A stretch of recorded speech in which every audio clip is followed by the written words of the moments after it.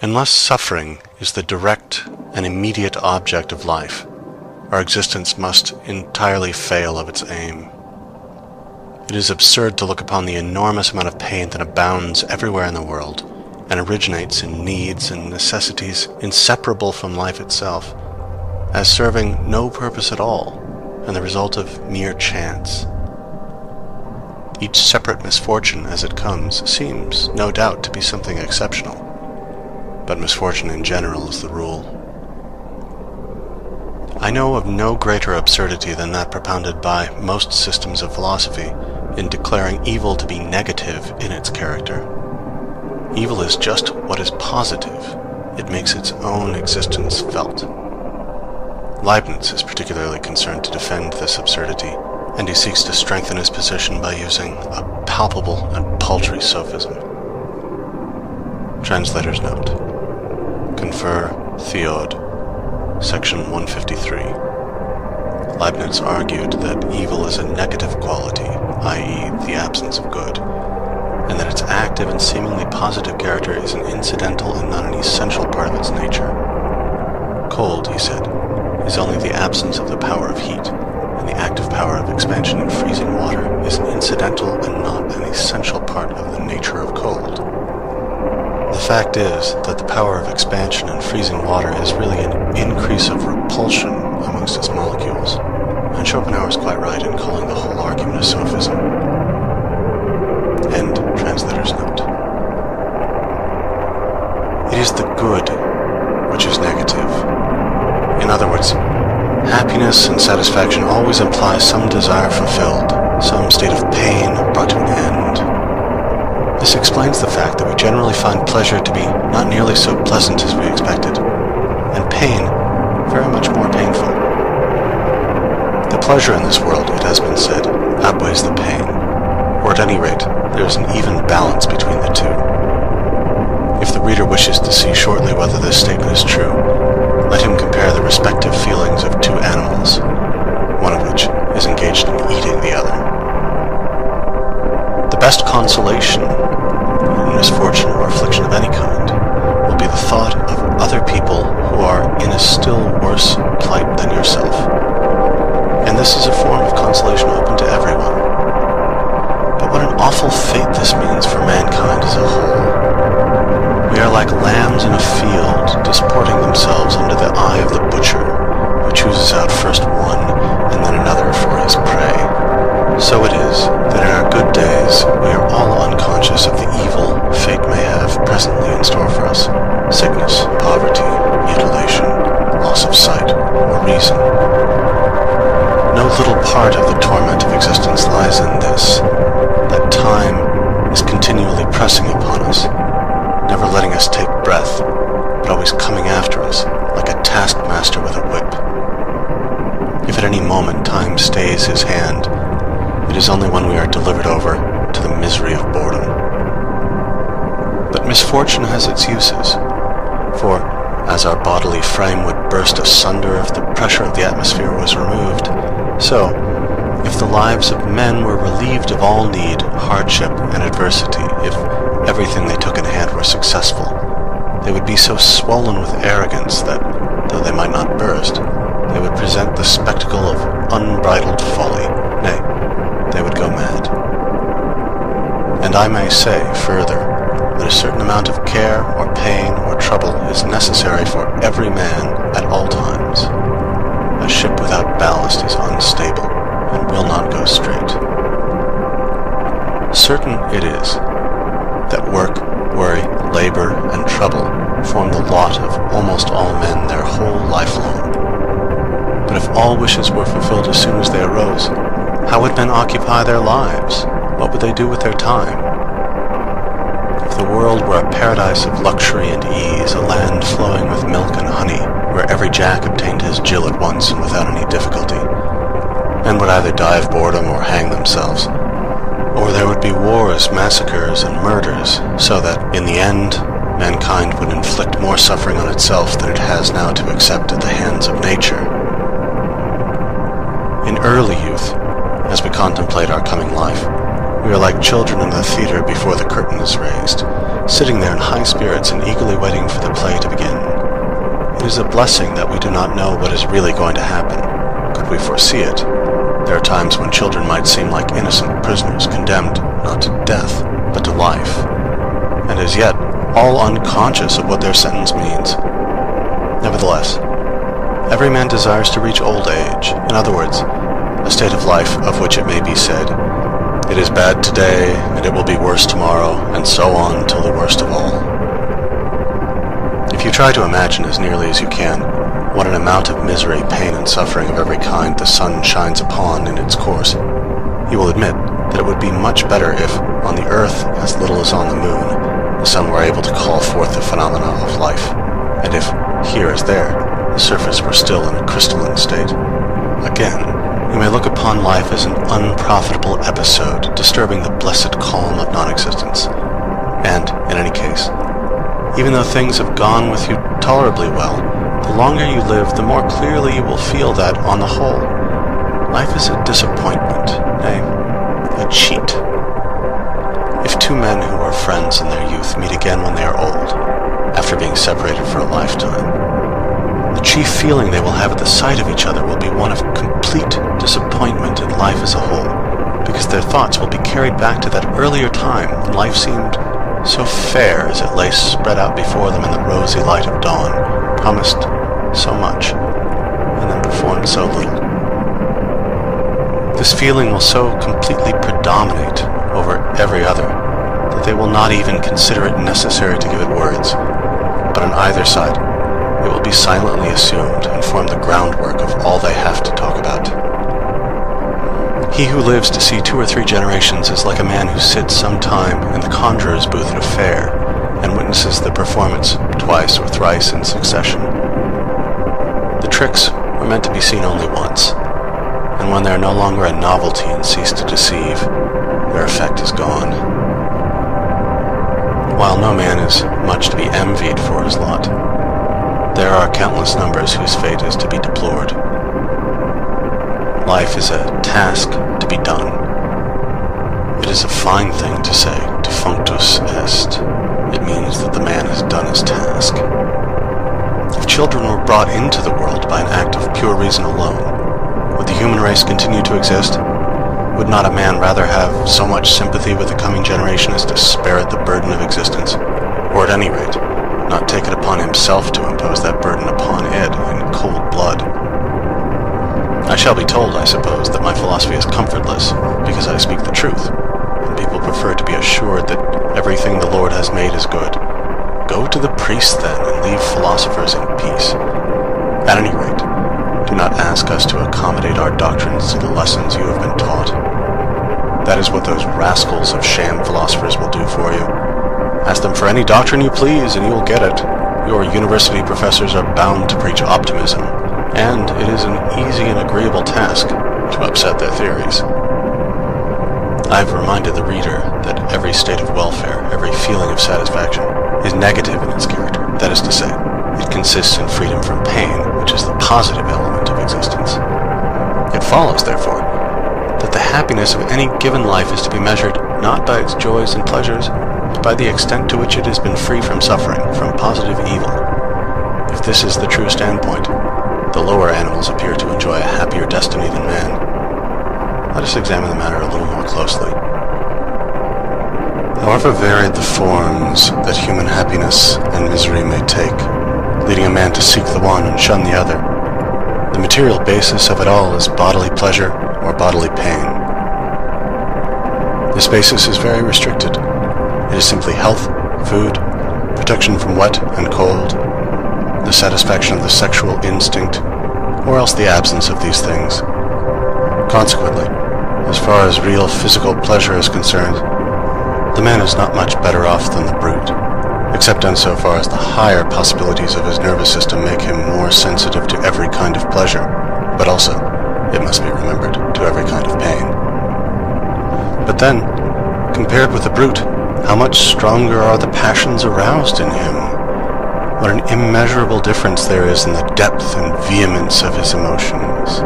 And yet, in the one case, as in the other, all to produce the same result in the end, namely, health, food, clothing, and so chief source of all this passion is that thought for what is absent and future, which, with man, exercises such a powerful influence upon all he does. It is this that is the real origin of his cares, his hopes, his fears. Emotions which affect him much more deeply than could ever be the case with those present joys and sufferings to which the brute is confined. In his powers of reflection, memory, and foresight, man possesses, as it were, a machine for condensing and storing up his pleasures and his sorrows. But the brute has nothing of the kind. Whenever it is in pain, it is as though it were suffering for the first time, even though the same thing should have previously happened to it times out of number. It has no power of summing up its feelings, hence its careless and placid temper. How much it is to be envied. But in man, reflection comes in, with all the emotions to which it gives rise, and taking up the same elements of pleasure and pain which are common to him and the brute, it develops his susceptibility to happiness and misery to such a degree that, at one moment, the man is brought in an instant to a state of delight that may even prove fatal, at another to the depths of despair and suicide. If we carry our analysis a step farther, we shall find that, in order to increase his pleasures, man has intentionally added to the number and pressure of his needs, which in their original state were not much more difficult to satisfy than those of the brute. Hence, luxury in all its forms, delicate food, the use of tobacco and opium, spirituous liquors, fine clothes, and the 1,001 things that he considers necessary to his existence. And above and beyond all this, there is a separate and peculiar source of pleasure and consequently of pain, which man has established for himself, also as the result of using his powers of reflection. And this occupies him out of all proportion to its value, nay, almost more than all his other interests put together. I mean ambition, and the feeling of honor and shame. In plain words, what he thinks about the opinion other people have of him. Taking 1,000 forms, often very strange ones, this becomes the goal of almost all the efforts he makes that are not rooted in physical pleasure or pain. It is true that besides the sources of pleasure which he has in common with the brute, man has the pleasures of the mind as well. These admit of many gradations, from the most innocent trifling or the merest talk up to the highest intellectual achievements. But there is the accompanying boredom to be set against them on the side of suffering. Boredom is a form of suffering unknown to brutes, at any rate in their natural state. It is only the very cleverest of them who show faint traces of it when they are domesticated, whereas in the case of man it has become a downright scourge. The crowd of miserable wretches whose one aim in life is to fill their purses, but never to put anything into their heads, offers a singular instance of this torment of boredom. Their wealth becomes a punishment by delivering them up to misery of having nothing to do. For to escape it, they will rush about in all directions, traveling here, there, and everywhere. No sooner do they arrive in a place than they are anxious to know what amusements it affords, just as though they were beggars asking where they could receive a dole. Of a truth, need and boredom are the two poles of human life. Finally, I may mention that as regards the sexual relation, a man is committed to a peculiar arrangement which drives him obstinately to choose one person. This feeling grows now and then into a more or less passionate love, which is the source of little pleasure and much suffering. It is, however, a wonderful thing that the mere addition of thought should serve to raise such a vast and lofty structure of human happiness and misery, resting, too, on the same narrow basis of joy and sorrow as man holds in common with the brute, and exposing him to such violent emotions, to so many storms of passion, so much convulsion of feeling, that what he has suffered stands written, and may be read in the lines on his face. And yet, when all is told, he has been struggling ultimately for the same things as the brute has attained, and with an incomparably smaller expenditure of passion and pain. But all this contributes to increase the measures of suffering in human life, out of all proportion to its pleasures. And the pains of life are made much worse for man by the fact that death is something very real to him. The brute flies from death instinctively, without really knowing what it is, and therefore without ever contemplating it in the way natural to a man, who has this prospect always before his eyes. So that, even if only a few brutes die a natural death, and most of them live only just long enough to transmit their species, and then, if not earlier, become the prey of some other animal, whilst man, on the other hand, manages to make so-called natural death the rule, to which, however, there are a good many exceptions. The advantage is on the side of the brute, for the reasons stated above. But the fact is that man attains the natural term of years just as seldom as the brute, because the unnatural way in which he lives and the strain of work and emotion lead to a degeneration of the race, and so his goal is not often reached. The brute is much more content with mere existence than man. The plant is wholly so, and man finds satisfaction in it just in proportion as he is dull and obtuse. Accordingly, the life of the brute carries less sorrow with it, but also less of joy when compared with the life of man. And while this may be traced on the one side to freedom from the torment of care and anxiety, it is also due to the fact that hope, in any real sense, is unknown to the brute. It is thus deprived from any share in that which gives us the most and best of our joys and pleasures, the mental anticipation of a happy future, and the inspiriting play of fantasy, both of which we owe to our power of imagination. If the brute is free from care, it is also, in this sense, without hope. In either case, because its consciousness is limited to the present moment, to what it can actually see before it. The brute is an embodiment of present impulses, and hence what elements of fear and hope exist in its nature, and they do not go very far, arise only in relation to objects that lie before it and within reach of those impulses, whereas a man's range of vision embraces the whole of his life and extends far into the past and future. Following upon this, there is one respect in which brutes show real wisdom when compared to us. I mean their quiet, placid enjoyment of the present moment. The tranquility of mind which this seems to give them often puts us to shame, for the many times we allow our thoughts and our cares to make us restless and discontented. And in fact, those pleasures of hope and anticipation which I have been mentioning are not to be had for nothing. The delight which a man has in hoping for and looking forward to some special satisfaction is a part of the real pleasure attached to it, enjoyed in advance. This is afterwards deducted, for the more we look forward to anything, the less satisfaction we find in it when it comes. But the brute's enjoyment is not anticipated, and therefore suffers no deduction, so that the actual pleasure of the moment comes to it whole and unimpaired. In the same way, too, evil presses upon the brute only with its own intrinsic light, whereas with us, the fear of it coming often makes its burden 10 times more grievous. It is just this characteristic way in which the brute gives itself up entirely to the present moment that contributes so much to the delight that we take in our domestic pets. They are the present moment personified, and in some respects, they make us feel the value of every hour that is free from trouble and annoyance, which we, with our thoughts and preoccupations, mostly disregard. But man, that selfish and heartless creature, misuses this quality of the brute to be more content than we are with mere existence, and often works it to such an extent that he allows the brute absolutely nothing more than mere bare life. The bird which was made so that it might rove over half of the world, he shuts up into the space of a cubic foot, there to die a slow death in longing and crying for freedom. For in a cage it does not sing for the pleasure of it. And when I see how man misuses the dog, his best friend, how he ties up this intelligent animal with a chain, I feel the deepest sympathy with the brute, and burning indignation against its master. We shall see later that by taking a very high standpoint, it is possible to justify the sufferings of mankind.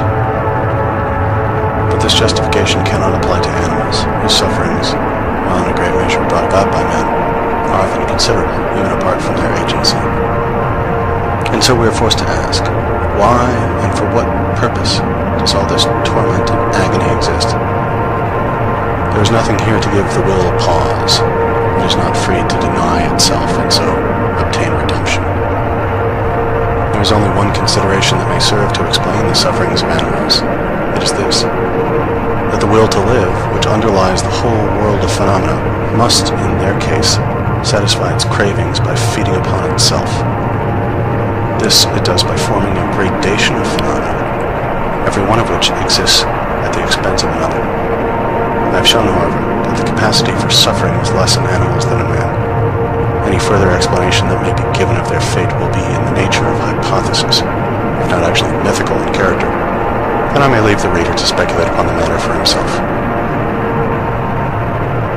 Brahma is said to have produced the world by a kind of fall or mistake, and in order to atone for his folly, he is bound to remain in it himself until he works out his redemption. As an account of the origin of things, that is admirable. According to the doctrines of Buddhism, the world came into being as the result of some inexplicable disturbance in the heavenly calm of nirvana, that blessed state obtained by expiation, which had endured for so long a time, the change taking place, a kind of fatality. This explanation must be understood as having at bottom some moral bearing, although it is illustrated by an exactly parallel theory in the domain of physical science, which places the origin of the sun in a primitive streak of mist, formed one knows not how.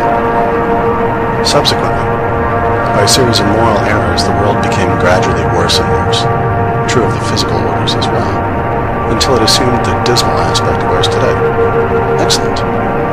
The Greeks looked upon the world and the gods as the work of an inscrutable necessity, but a passable explanation. We may be content with it until we can get a better. Again, Ormuzd and Ahriman are rival powers continually at war. That is not bad. But that a god like Jehovah should have created this world of misery and woe out of pure caprice, and because he enjoyed doing it, and should then have clapped his hands in praise of his own work and declared everything to be very good, that will not do at all. In its explanation of the origin of the world, Judaism is inferior to any other form of religious doctrine professed by a civilized nation. And it is quite in keeping with this that it is the only one which presents no trace whatever of any belief in the immortality of the soul.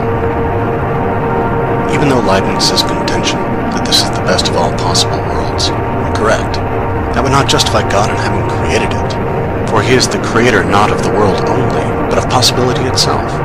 And therefore, he ought to have so ordered possibility as that it would admit of something better.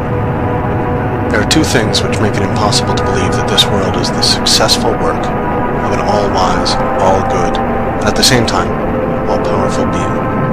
Firstly, the misery which abounds in it everywhere. And secondly, the obvious imperfection of its highest product, man, who is a burlesque of what he should be. These things cannot be reconciled with any such belief. On the contrary, they are just the facts which support what I've been saying. They are our authority for viewing the world as the outcome of our own misdeeds, and therefore as something that had better not have been. Whilst, under the former hypothesis, they amount to a bitter accusation against the Creator and supply material for sarcasm, under the latter, they form an indictment against our own nature, our own will, and teach us a lesson of humility. They teach us to see that, like the children of a libertine, we come into the world with a burden of sin upon us, and that it is only through having continually to atone for the sin that our existence is so miserable, and that its end is death. There is nothing more certain than the general truth, that it is the grievous sin of the world which has produced the grievous suffering of the world. I am not referring here to the physical connection between these two things lying in the realm of experience. My meaning is metaphysical. Accordingly, the sole thing that reconciles me to the Old Testament is the story of the fall. In my eyes, it is the only metaphysical truth in that book, even though it appears in the form of an allegory.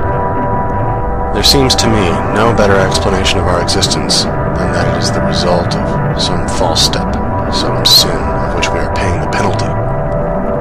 I cannot refrain from recommending the thoughtful reader a popular, but at the same time profound treatise on this subject by Claudius, which exhibits the essentially pessimistic spirit of Christianity.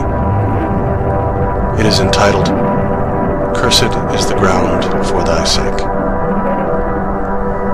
Between the ethics of the Greeks and the ethics of the Hindus, there is a glaring contrast. In the one case, with the exception, it must be confessed, of Plato, the object of ethics is to enable a man to lead a happy life.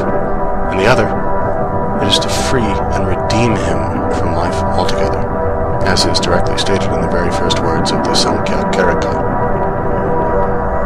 Allied with this is the contrast between the Greek and the Christian idea of death. It is strikingly presented in a visible form on a fine antique sarcophagus in the Gallery of Florence, which exhibits in relief the whole series of ceremonies attending a wedding in ancient times, from the formal offer to the evening when Hymen's torch lights the happy couple's home. Compare that with the Christian coffin, draped in mournful black and surmounted with a crucifix. How much significance there is in these two ways of finding comfort in death. They are opposed to each other, but each is right. The one points to the affirmation of the will to live, which remains sure of life for all time, however rapidly its forms may change. The other, in the symbol of suffering and death, points to the denial of the will to live, to redemption from this world, to make death a devil. And in the question between the affirmation and the denial of the will to live, Christianity is in the last resort right. The contrast which the New Testament presents when compared to the Old, according to the ecclesiastical view of the matter, is just that existing between my ethical system and the moral philosophy of Europe. The Old Testament represents man as under the dominion of law, in which, however, there is no redemption. The New Testament declares law to have failed, frees man from its dominion, and in its stead preaches the kingdom of grace, to be won by faith, love of neighbor, and entire sacrifice of self. This is the path of redemption from the evil of the world. The spirit of the New Testament is undoubtedly asceticism, however your Protestants and rationalists may twist it to suit their purpose.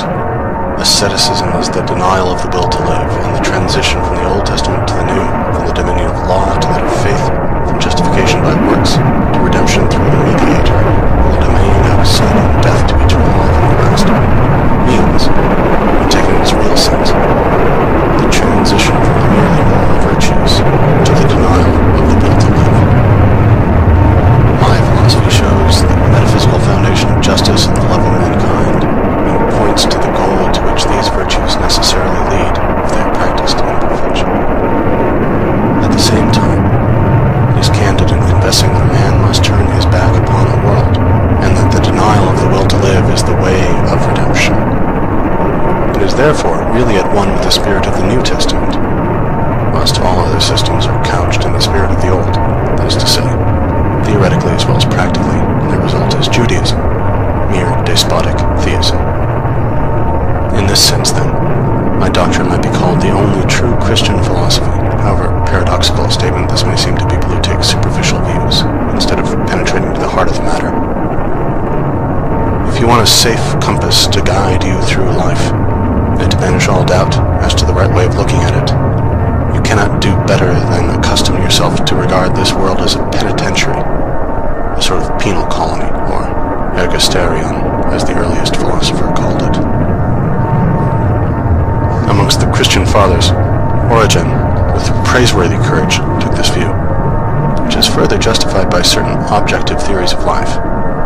I refer not to my own philosophy alone, but to the wisdom of all ages, as expressed in Brahmanism and Buddhism, and in the sayings of Greek philosophers like Empedocles and Pythagoras, as also by Cicero, in his remark that the wise men of old used to teach that we come into this world to pay the penalty of crime committed in another state of existence, a doctrine which formed part of the initiation into the mysteries. And Vanini, whom his contemporaries burned, finding that an easier task than to confute him, puts the same thing in a very forcible way. Man, he says, is so full of every kind of misery that were it not repugnant to the Christian religion, I should venture to affirm that if evil spirits exist at all, they have posed into human form and are now atoning for their crimes. And true Christianity, using the word in its right sense, also regards our existence as the consequence of sin and error.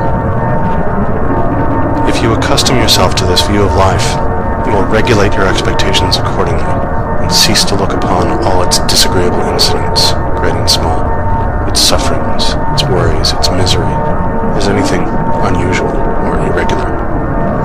Nay, you will find that everything is as it should be, in a world where each of us pays the penalty of existence in his own peculiar way. Amongst the evils of a penal colony is the society of those who form it. And if the reader is worthy of better company, need no words from me to remind him of what he has to put up with at present. If he has a soul above the common, or if he is a man of genius, he will occasionally feel like some noble prisoner of state, condemned to work in the galleys with common criminals, and he will follow his example and try to isolate himself. In general, however, it should be said that this view of life will enable us to contemplate the so-called imperfections of the great majority of men, their moral and intellectual deficiencies and the resulting base type of countenance, without any surprise, to say nothing of indignation. For we shall never cease to reflect where we are, and that the men about us are beings conceived and born in sin, and living to atone for it. That is what Christianity means in speaking of the sinful nature of man. Pardon's the word to all. Whatever folly men commit, be their shortcomings or their vices what they may, let us exercise forbearance, remembering that when these faults appear in others, it is our follies and vices that we behold. They are the shortcomings of humanity, to which we belong, whose faults, one and all, we share. Yes, even those very faults at which we now wax so indignant, merely because they have not yet appeared in ourselves. There are faults that do not lie on the surface, but they exist down there in the depths of our nature, and should anything call them forth, they will come and show themselves, just as we now see them in others. One man, it is true, may have faults that are absent in his fellow, and it is undeniable that the sum total of bad qualities is in some cases very large, for the difference of individuality between man and man passes all measure. In fact, the conviction that the world and man is something that had better not have been is of a kind to fill us with indulgence towards one another. Nay, from this point of view, we might well consider the proper form of address to be not Monsieur, Sir, mein Herr, but my fellow sufferer, Soci Malheureux, Compagnon de Misère. This may perhaps sound strange, but it is in keeping with the facts. It puts others in a right light, and it reminds us of that which is after all the most necessary thing in life: tolerance, patience, regard, and love of neighbor, of which everyone stands in need, and which, therefore, every man owes to his fellow.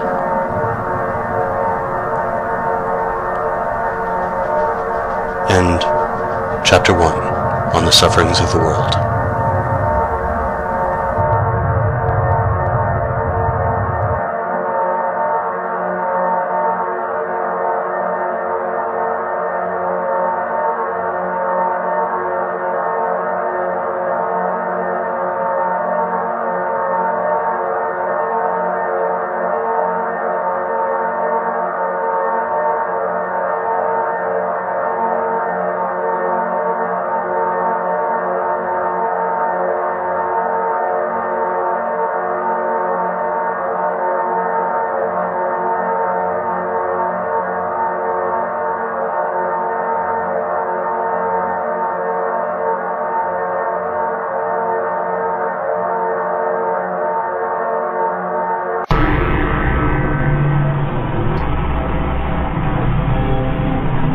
This vanity finds expression in the whole way in which things exist, in the infinite nature of time and space, as opposed to the finite nature of the individual in both, in the ever-passing present moment as the only mode of actual existence, in the interdependence and relativity of all things, in continual becoming without ever being, in constant wishing and never being satisfied, in the long battle which forms the history of life, where every effort is checked by difficulties and stopped till they are overcome. Time is that in which all things pass away. It is merely the form under which the will to live, the thing in itself, and therefore imperishable, has revealed to it that its efforts are in vain. It is that agent by which, at every moment, all things in our hands become as nothing, and lose any real value they possess.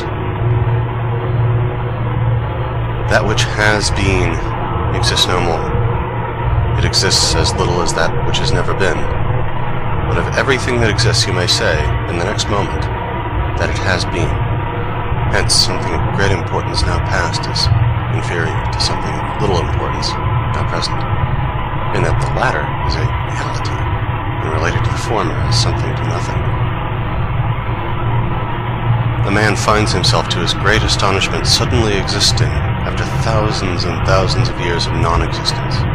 He lives for a little while, and then, again, comes an equally long period when he must exist no more. The heart rebels against this, and feels that it cannot be true. The crudest intellect cannot speculate on such a subject without having a presentiment that time is something ideal in its nature.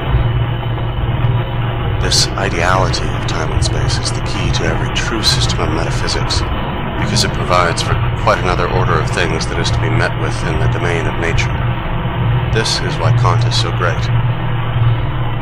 Of every event in our life, we can say only for one moment that it is, forever after that it was.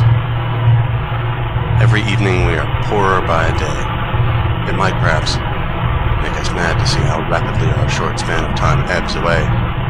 If it were not that, in the furthest depths of our being, we are secretly conscious of our share in the inexhaustible spring of eternity, so that we might always hope to find life in it again. Consideration of the kind touched on above might indeed lead us to embrace the belief that the greatest wisdom is to make the enjoyment of the present the supreme object of life, because that is the only reality, all else being merely the play of thought. On the other hand, such a course might just as well be called the greatest folly, for that which in the next moment exists no more and vanishes utterly, like a dream, can never be worth a serious effort. The whole foundation on which our existence rests is the present, the ever-fleeting present. It lies, then, in the very nature of our existence to take the form of constant motion, and to offer no possibility of our ever attaining the rest for which we are always striving.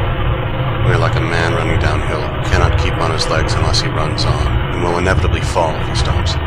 Or again, like a pole balanced on the tip of one's fingers, or a planet which would fall into its sun the moment it ceased to hurry forward on its way. Unrest is the mark of existence. In a world where all is unstable and naught can endure, it is swept onward at once in the hurrying whirlpool of change, where a man, if he is to keep erect at all, must always be advancing and moving like an acrobat on a rope. In such a world, happiness is inconceivable. How can it dwell where, as Plato says, continual becoming and never being is the sole form of existence? In the first place, a man never is happy but spends his whole life in striving after something which he thinks will make him so. He seldom attains his goal, and when he does, it is only to be disappointed. He is mostly shipwrecked in the end, and comes into harbor with masts and rigging gone. And then, it is all one whether he has been happy or miserable, for his life was never anything more than a present moment, always vanishing, and now it is over. At the same time, it is a wonderful thing that, in the world of human beings as in that of animals in general, this manifold, restless motion is produced and kept up by the agency of two simple impulses, hunger and the sexual instinct, aided a little, perhaps, by the influence of boredom, but by nothing else. And that, in the theater of life, these suffice to form the prima mobile of how complicated a machinery, setting in motion how strange and varied a scene. On looking a little closer, we find that inorganic matter presents a constant conflict between chemical forces, which eventually works dissolution. And on the other hand, that organic life is impossible without constant change of matter. Can it exist if it does not receive perpetual help from without? This is the realm of finality, and its opposite would be an infinite existence, exposed to no attack from without and needing nothing to support it. The realm of eternal peace, some timeless, changeless state, one and undiversified, the negative knowledge of which forms the dominant note of the Platonic philosophy. It is to some such state as this that the denial of the will to live opens up the way. This scenes of our life are like pictures done in rough mosaic. Looked at close, they produce no effect. There is nothing beautiful to be found in them, unless you stand some distance off. So, to gain anything we have longed for is only to discover how vain and empty it is. And even though we are always living in expectation of better things, at the same time we often repent and long to have the past back again. We look upon the present as something to be put up with while it lasts, and serving only as the way towards our goal. Hence, most people, if they glance back when they come to the end of life, will find that all along they have been living ad interim. They will be surprised to find that the very thing they disregarded and let slip by unenjoyed is just the life in the expectation of which they passed all their time. Of how many a man may it not be said that hope made a fool of him until he danced into the arms of death? Then again, how insatiable a creature is man! Every satisfaction he attains lays the seeds of some new desire, so that there is no end to the wishes of each individual will. And why is this? The real reason is simply that, taken in itself, will is the lord of all worlds. Everything belongs to it, and therefore, no one single thing can ever give it satisfaction, but only the whole, which is endless. For all that, it must rouse our sympathy to think how very little the will, this lord of the world, really gets when it takes the form of an individual.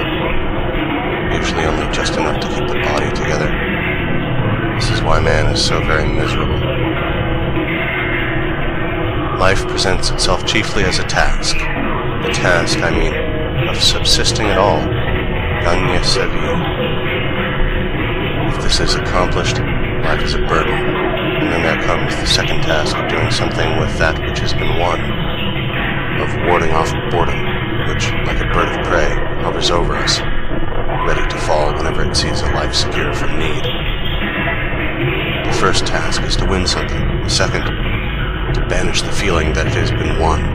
Otherwise, it is a burden.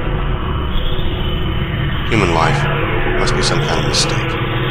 The truth of this will be sufficiently obvious if we only remember that man is a compound of needs and necessities hard to satisfy, and that even when they are satisfied, all he obtains is a state of painlessness, where nothing remains to him but abandonment to boredom. This is direct proof that existence has no real value in itself. For what is boredom but the feeling of the emptiness of life? If life, the craving for which is the very essence of our being, were possessed of any positive intrinsic value, there would be no such thing as boredom at all. Mere existence would satisfy us in itself, and we should want for nothing.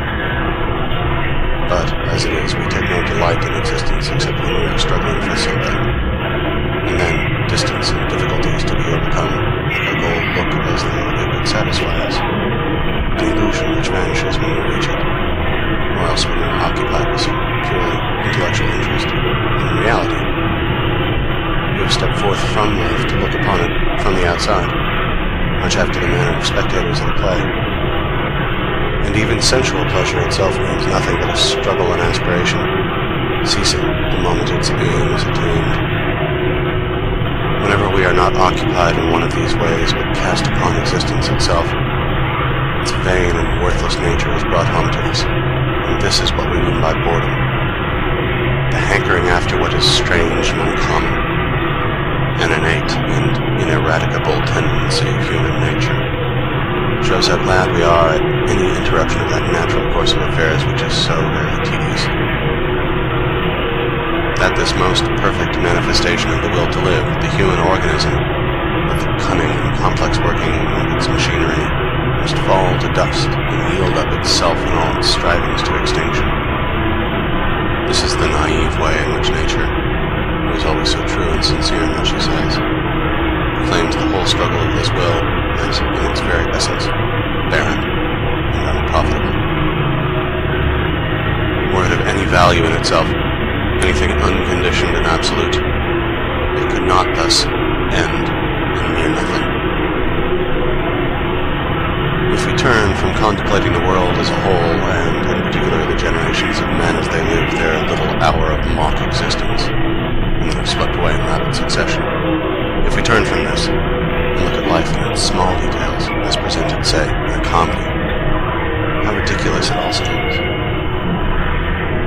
a drop of water seen through a microscope, a single drop teeming with infusoria, or a speck of cheese full of mites invisible to the naked eye.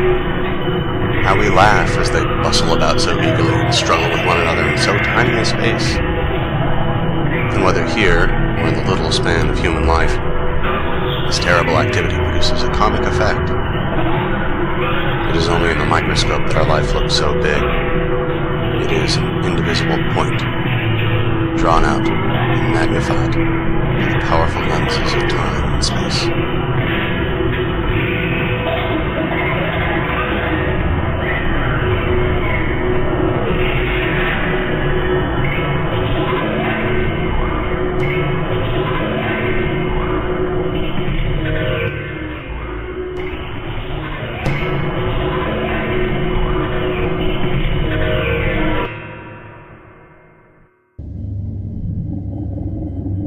As far as I know, none but the votaries of monotheistic, that is to say, Jewish religions, have held suicide as a crime. This is all the more striking, inasmuch as neither in the Old or in the New Testament is there to be found any prohibition or positive disapproval of it.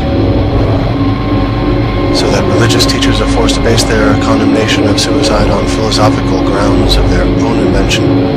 These are so very bad that writers of this kind endeavor to make up for the weakness of their arguments by the strong terms in which they express their abhorrence of the practice.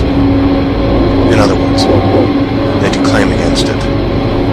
They tell us that suicide is the greatest piece of cowardice, that only a madman could be guilty of it, and other insipidities of the same kind. Or else they make the nonsensical remark that suicide is wrong, when it is quite obvious that there is nothing in the world to which every man has a more unassailable title than to his own life and person. Suicide, as I have said, is actually accounted a crime, and a crime which, especially under the vulgar bigotry that prevails in England, is followed by an ignominious burial and a seizure of the man's property. And for that reason, in the case of suicide, the jury almost always brings in a verdict of insanity. Now, let the reader's own moral feelings decide as to whether or not suicide is a criminal act. Think of the impression that would be made upon you by the news that someone you know had committed the crime, say, of murder, theft, or been guilty of some act of cruelty, deception, and compare it with your feelings when you hear that he has met a voluntary death. While in the one case a lively sense of indignation and extreme resentment will be aroused, and you will call loudly for punishment or revenge. In the other, you will be moved to grief and sympathy, and mingled with your thoughts will be admiration for his courage, rather than the moral disapproval which falls upon a wicked action. Who has not had acquaintances, friends, relations, who of their own will have left this world?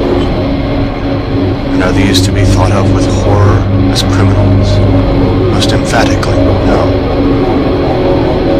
I am rather of opinion that the clergy should be challenged to explain what right they have to go into the pulpit and take up their pens and stamp as a crime an action which many men whom we hold in affection and honor have committed, and to refuse an honorable burial to those who relinquish this world voluntarily.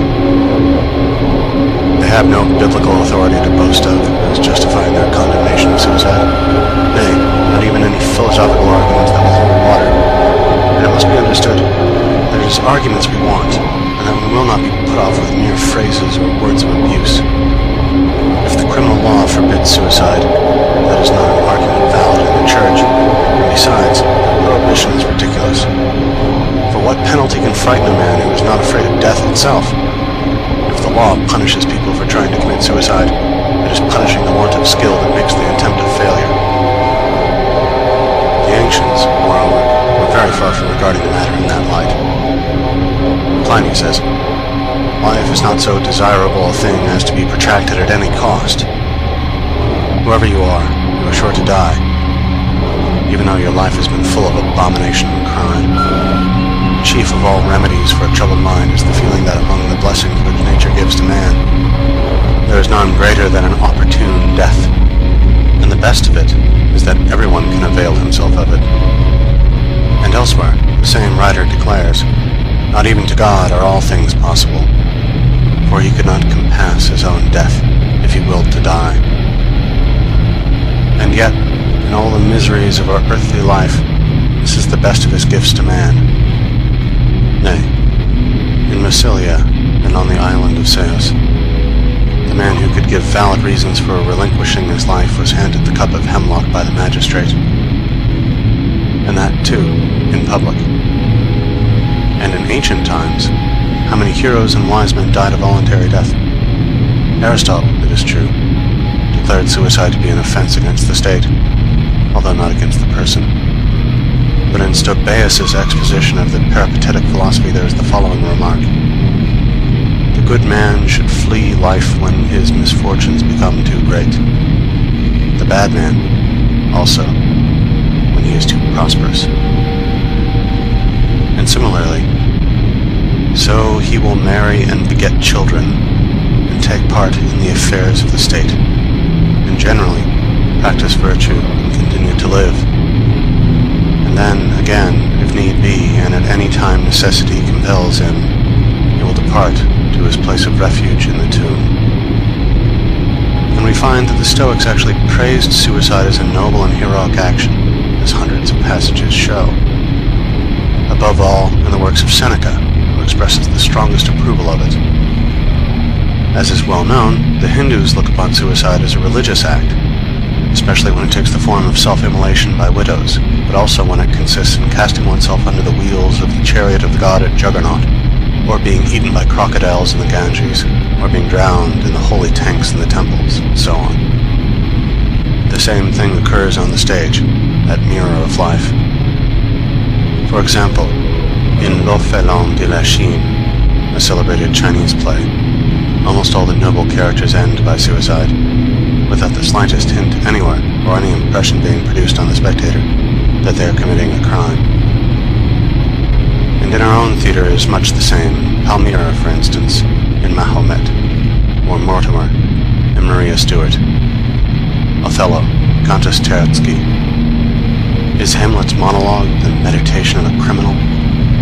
He merely declares that if we had any certainty of being annihilated by it, death would be infinitely preferable to the world as it is. But there lies the rub. The reasons advanced against suicide by the clergy of monotheistic, that is to say, Jewish religions, and by those philosophers who adapt themselves thereto, are weak sophisms which can easily be refuted. The most thoroughgoing refutation of them is given by Hume in his essay on suicide. This did not appear until after his death, when it was immediately suppressed, owing to the scandalous bigotry and outrageous ecclesiastical tyranny that prevailed in England. And hence, only a very few copies of it were sold under cover of secrecy and at a high price. This and another treatise by that great man have come to us from Basel, and we may be thankful for the reprint. It is a great disgrace to the English nation that a purely philosophical treatise, which, proceeding from one of the first thinkers and writers in England, aimed at refuting the current arguments against suicide with the light of cold reason, should be forced to sneak about in that country, as though it were some rascally production, until at last it found refuge on the continent. At the same time, it shows what a good conscience the Church has in such matters. In my chief work, I have explained the only valid reason existing against suicide on the score of morality. It is this: that suicide thwarts the attainment of the highest moral aim by the fact that, for a real release from this world of misery, it substitutes one that is merely apparent. But from a mistake to a crime is a far cry, and it is as a crime that the clergy of Christendom wish us to regard suicide. Translator's note. Schopenhauer refers to Die Welt als Wille und Vorstellung, Volume 1, Section 69, where the reader may find the same argument stated at somewhat greater length. According to Schopenhauer, moral freedom, the highest ethical aim, is to be obtained only by a denial of the will to live. Far from being a denial, suicide is an emphatic assertion of this will, for it is in fleeing from the pleasures, not the sufferings of life, that this denial consists. When a man destroys his existence as an individual, he is not by any means destroying his will to live. On the contrary, he would like to live if he he could do so with satisfaction to himself, if he could assert his will against the power of circumstance. But circumstance is too strong for him.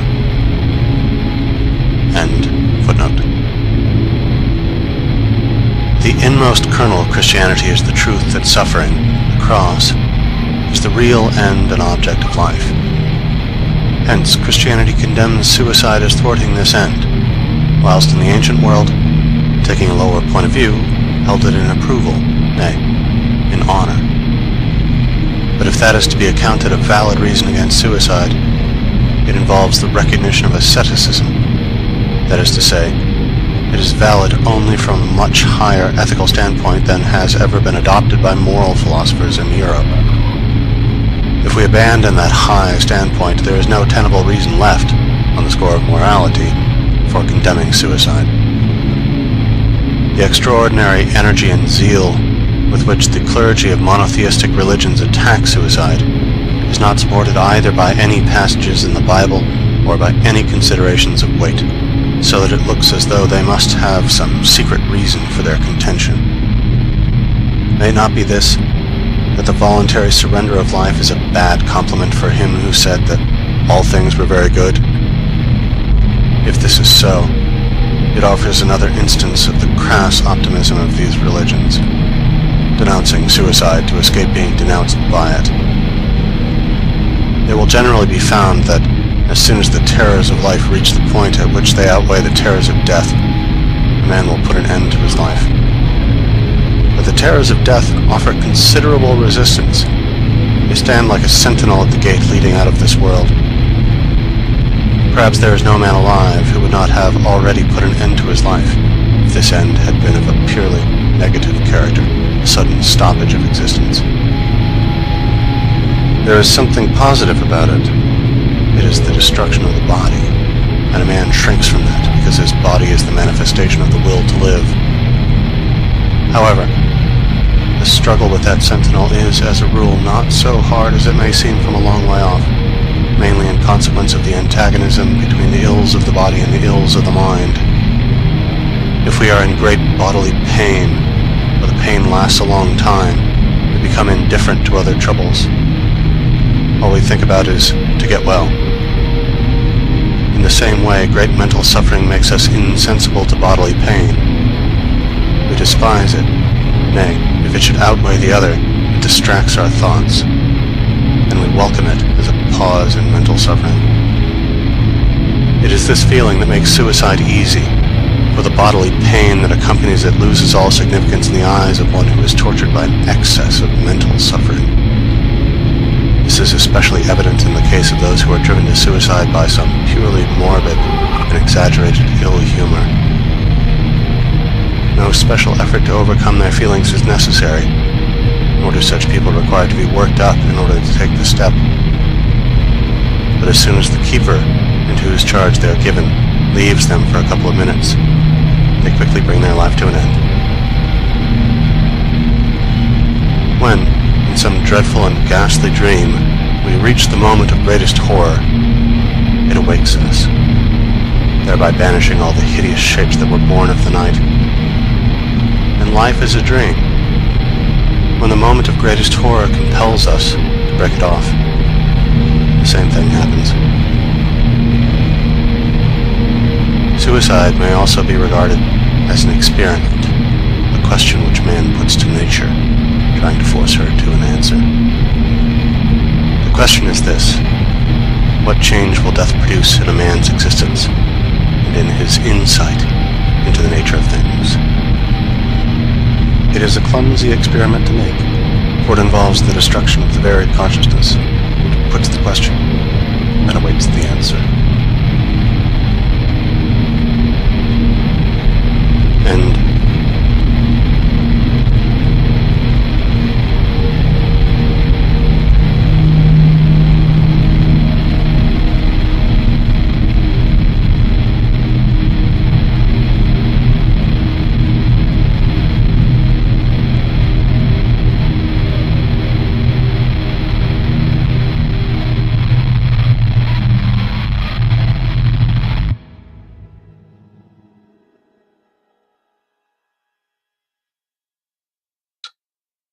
Tell me now, in one word, what shall I be after my death?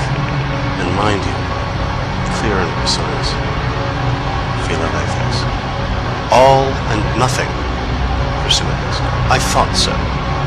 I gave you a problem and you solved it by a contradiction. That's a very stale trick. Philalethes. Yes, but you raise transcendental questions, and you expect me to answer them in language that is only made for immanent knowledge. It's no wonder that a contradiction ensues. Pessimism. What do you mean by transcendental questions and immanent knowledge? I've heard these expressions before, of course. They're not new to me. The professor was fond of using them, but only as predicates of the deity, and he never talked of anything else, which was all quite right and proper. He argued thus: if the deity was in the world itself, it was immanent. If he was somewhere outside it, it was transcendent. Nothing could be clearer and more obvious. You knew where you were. But this Kantian rigmarole won't do anymore.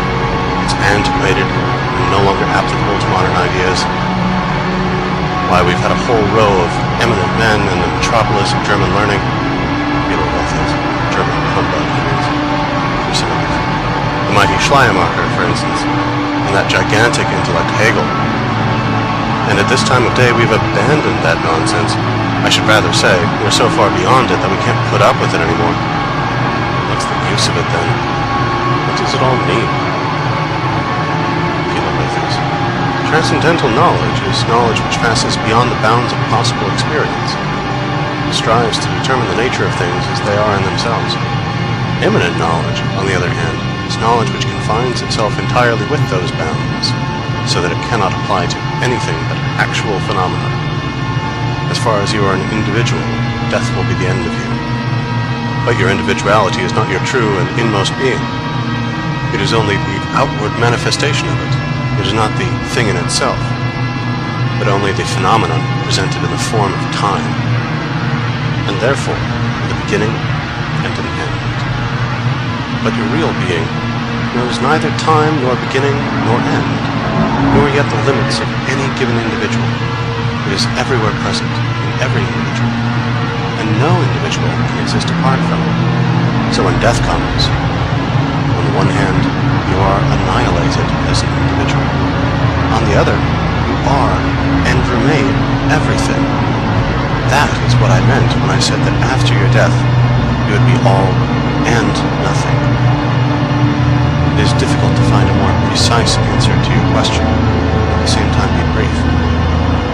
The answer is contradictory, I admit, but it is so simply because your life is in time, and the immortal part of you in eternity. You may put the matter thus: your immortal part is something that does not last in time, and yet is indestructible. But there you have another contradiction.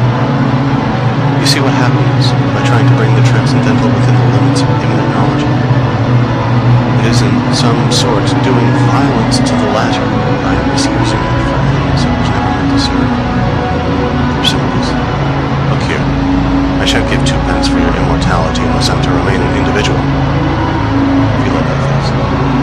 Well, perhaps I may be able to satisfy you on this point. Suppose I guarantee that after death you shall remain an individual, but only on condition that you first spend 3 months of complete unconsciousness. Pessimism. I shall have no objection to that. Philalethes. But remember, if people are completely unconscious, they take no account of time. So when you are dead, it's all the same to you whether 3 months pass in the world of consciousness or 10,000 years. In the one case as in the other, it is simply a matter of believing what is told you when you awake. So far then, you can afford to be indifferent whether it is 3 months or 10,000 years that pass before you recover your individuality. Pessimism. Yes, if it comes to that, I suppose you're right. And if, by chance, after those 10,000 years have gone by, no one ever thinks of awakening you, I fancy it would be no great misfortune. You would have become quite accustomed to non-existence after so long a spell of it, following upon such a very few years of life. At any rate, you may be sure you would be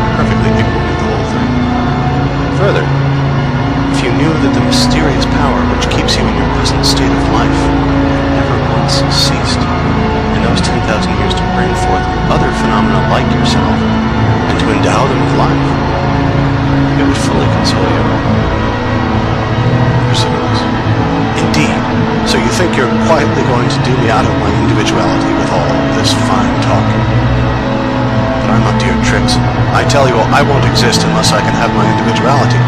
I'm not going to be put off with mysterious powers, what you call phenomena. I can't do without my individuality, and I won't give it up. Feeling you mean, I suppose, that your individuality is such a delightful thing, so splendid, so perfect and beyond compare, that you can't imagine anything better?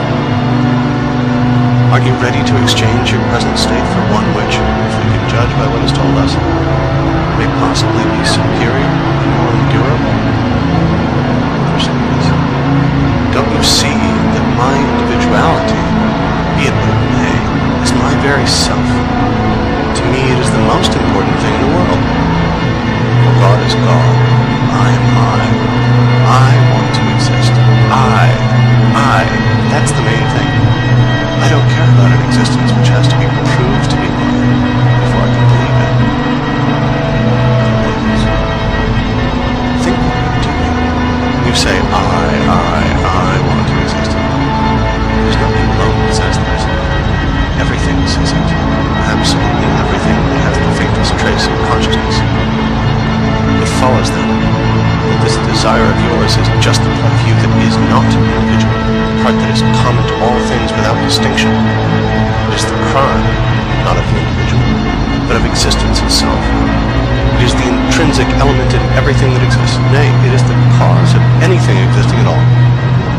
This desire craves for, and so is satisfied with, nothing less than existence in general. Not any definite individual existence. No, that is not its aim. It seems to be so only because this desire, this will, attains consciousness only in the individual, and therefore looks as though it were concerned with nothing but the individual. There lies the illusion. An illusion, it is true, in which the individual is held fast, but if he reflects, he can break the fetters and set himself free. It is only indirectly, I say, that the individual has this violent craving for existence. It is the will to live, which is the real and direct aspirant, alike and identical in all things. Since then, existence is the free work, nay, mere reflection of will. Existence is, there too, must be will. And for the moment, the will finds its satisfaction in existence itself. So far, I know, is that which never rests and presses forward eternally, can never find any satisfaction at all. The will is careless of the individual. The individual is not its business, although, as I've said, this seems to be the case because the individual has no direct consciousness of will except in himself. The effect of this is to make the individual careful to maintain his own existence, and if this were not so, there would be no surety for the preservation of the species. From all this, it is clear that individuality is not a form of perfection, but rather of limitation. And so to be freed from it is not loss but gain. Trouble yourself no more about the matter. Once thoroughly recognize what you are, what your existence really is, namely, the universal will to live. And the whole question will seem more childish and most ridiculous. You're childish yourself, and most ridiculous, like all philosophers. And if a man of my age lets himself in for a quarter of an hour's talk with such fools, it is only because it amuses me and passes the time. I've more important business to attend to, so goodbye.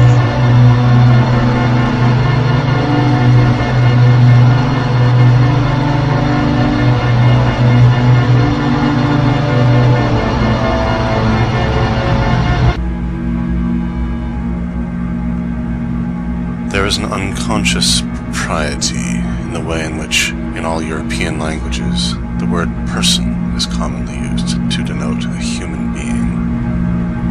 The real meaning of persona is a mask, such as actors were accustomed to wear on the ancient stage. And it is quite true that no one shows himself as he is, but wears his mask and plays his part. Indeed, the whole of our social arrangements may be likened to a perpetual comedy, and this is why a man who is worth anything finds society so insipid, while a blockhead is quite at home in it.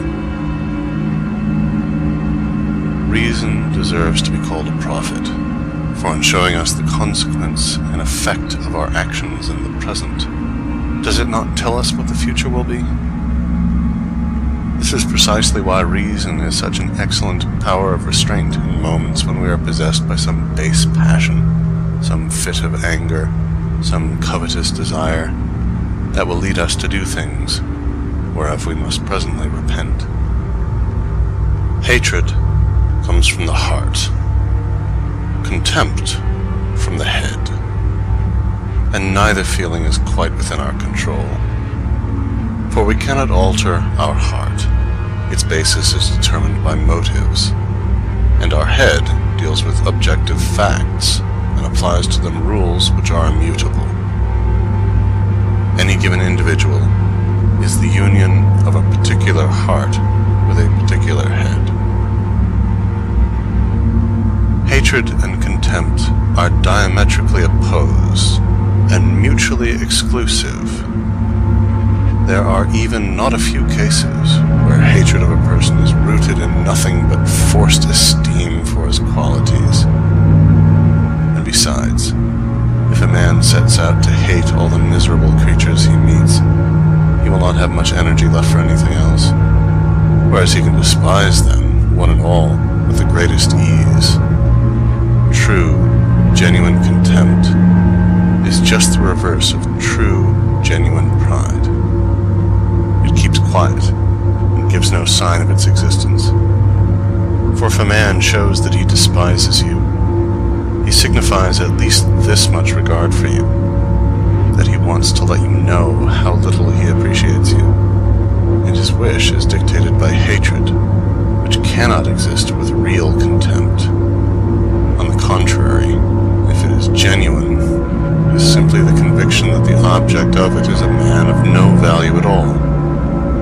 Contempt is not incompatible with indulgent and kindly treatment, and for the sake of one's own peace and safety, this should not be admitted. It will prevent irritation, and there is no one who cannot do harm if he is roused to it. But if this pure, cold, sincere contempt ever shows itself, it will be met with most truculent hatred, for the despised person is not in a position to fight contempt with its own weapons. Melancholy is a very different thing from bad humor, and of the two, it is not nearly so far removed from a gay and happy temperament. Melancholy attracts, while bad humor repels.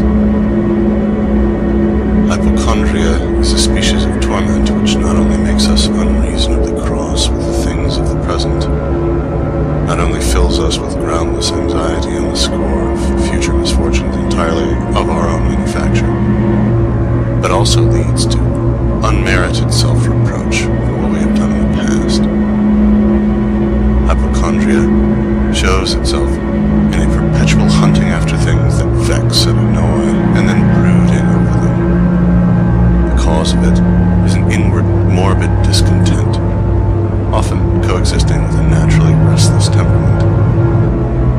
In their extreme form, this discontent and this unrest lead to suicide. Any incident, however trivial, that rouses disagreeable emotion leaves an after effect in our mind, which for the time it lasts, prevents our taking a clear, objective view of the things about us, and tinges all our thoughts, just as a small object held close to the eye limits and distorts our field of vision.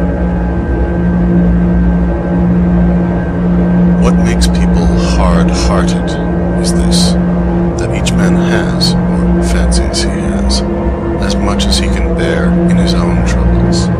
Hence, if a man suddenly finds himself in an unusually happy position, it will in most cases result in his being sympathetic and kind. But if he has never been in any other than a happy position, or this becomes his permanent state, the effect of it is often just the contrary. It so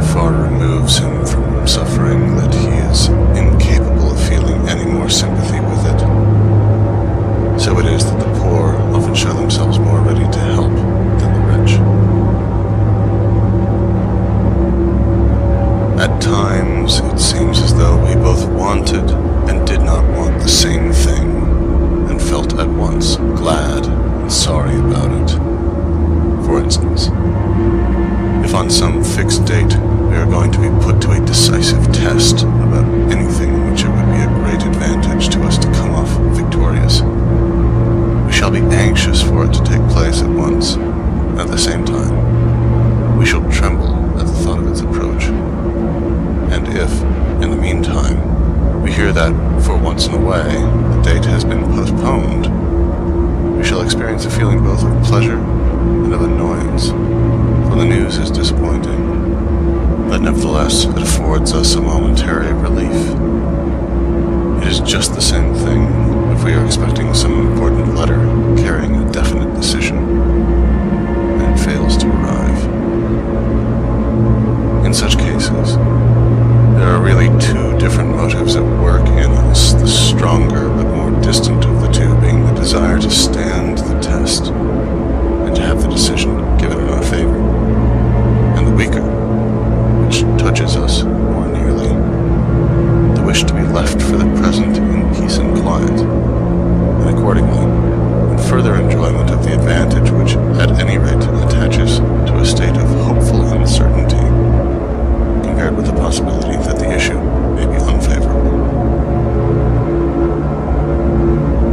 In my head, there is a permanent opposition party, and whenever I take any step or come to any decision, though I may have given the matter mature consideration, it afterwards attacks what I've done, without, however, being each time necessarily in the right. This is, I suppose, only a form of rectification on the part of the spirit of scrutiny, but it often reproaches me when I do not deserve it. The same thing, no doubt, happens to many others as well. For where is the man who can help thinking that, after all, it were better not to have done something that he did with great deliberation?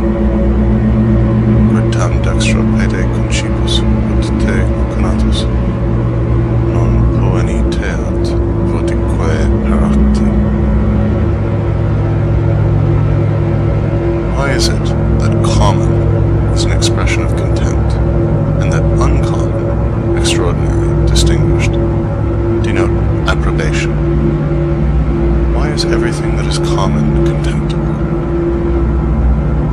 Common, in its original meaning, denotes that which is peculiar to all men, i.e., shared equally by the whole species, and therefore an inherent part of its nature. Accordingly, if an individual possesses no qualities beyond those which attach to mankind in general, he is a common man. Ordinary is a much milder word, and refers rather to intellectual character, whereas common has more of a moral application. What value can a creature have that is not a whit different from millions of its kind? Millions, do I say? Nay, infiniture of creatures which, century after century, in never-ending flow, nature sends bubbling up from her inexhaustible springs, as generous with them as the smith with the useless sparks that fly around his lamp. It is obviously quite right that a creature which has no qualities except those of the species should have to confine its claim to existence entirely within the limits of the species, and live a life conditioned by those limits. In various passages of my works, I have argued that whilst a lower animal possesses nothing more than the generic character of its species, man is the only being which can lay claim to possess an individual character. But in most men, this individual character comes to very little in reality, and they may be almost all ranged under certain classes.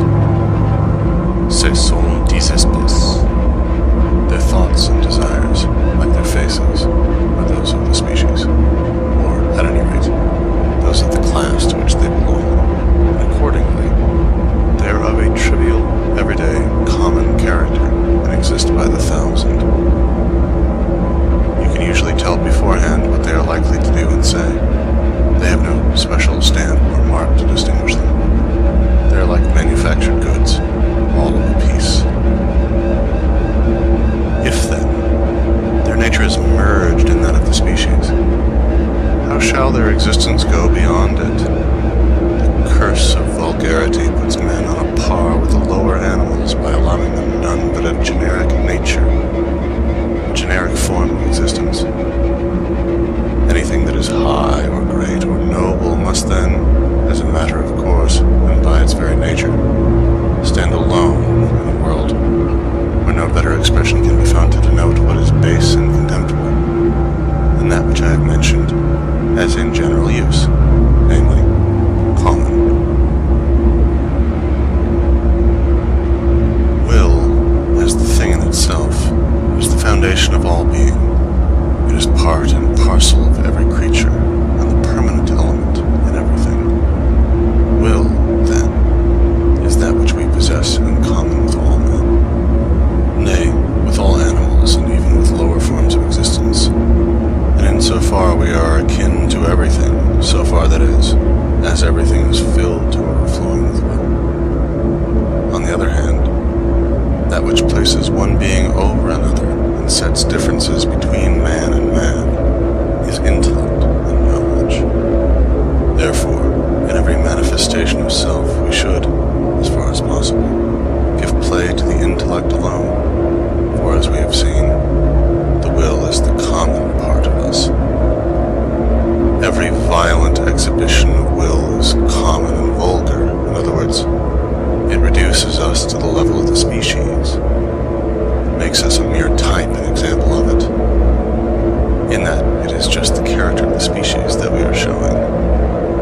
So every great fit of anger is something common. Every unrestrained display of joy or of hate or of fear. In short, every form of emotion, in other words, every movement of the will, if it's so strong as decidedly to outweigh the intellectual element in consciousness, and to make the man appear as a being that wills rather than knows. In giving way to emotion of this violent kind, the greatest genius puts himself on a level with the commonest son of earth.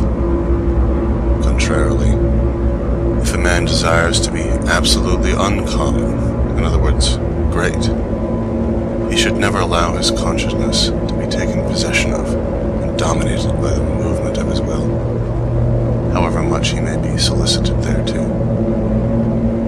For example, he must be able to observe that other people are badly disposed towards him, without feeling any hatred towards them himself. Nay, there is no surer sign of a great mind than that it refuses to notice annoying and insulting expressions, and straightway ascribes them, as it ascribes countless other mistakes, to the defective knowledge of the speaker, and so merely observes without feeling them. This is the meaning of that remark of Gratian, that nothing is more unworthy of a man than to let it be seen that he is one. El mayor tesoro de un hombre es dar muestras de que es hombre.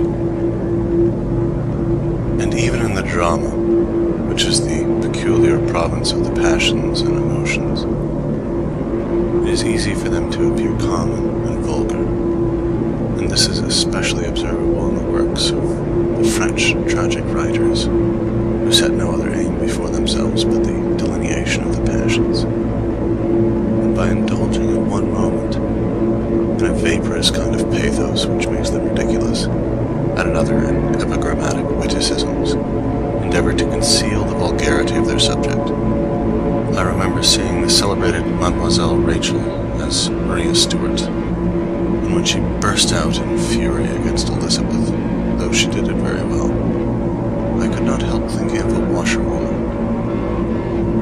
She played the final parting in such a way as to deprive it of all true tragic feeling, of which, indeed, the French have no notion at all. The same part was incomparably better played by the Italian Ristori, and in fact, the Italian nature, in many respects very different from the German, shares its appreciation for what is deep, serious, and true in art. Herein opposed to the French, which everywhere betrays that it possesses none of this feeling whatever. The noble, in other words, the uncommon element in the drama, nay, what is sublime in it, is not reached until the intellect is set to work, as opposed to the will, until it takes a free flight over all those passionate movements of the will and makes them subject of its contemplation. Shakespeare, in particular, shows that this is his general method, more especially in Hamlet, and only when intellect rises to the point where the vanity of all effort is manifest, and the will proceeds to an act of self-annulment, is the drama tragic in the true sense of the word. It is then that it reaches its highest aim in becoming really sublime. Every man takes the limits of his own field of vision for the limits of the world. This is an error of the intellect, as inevitable as that error of the eye which lets us fancy that on the horizon heaven and earth meet.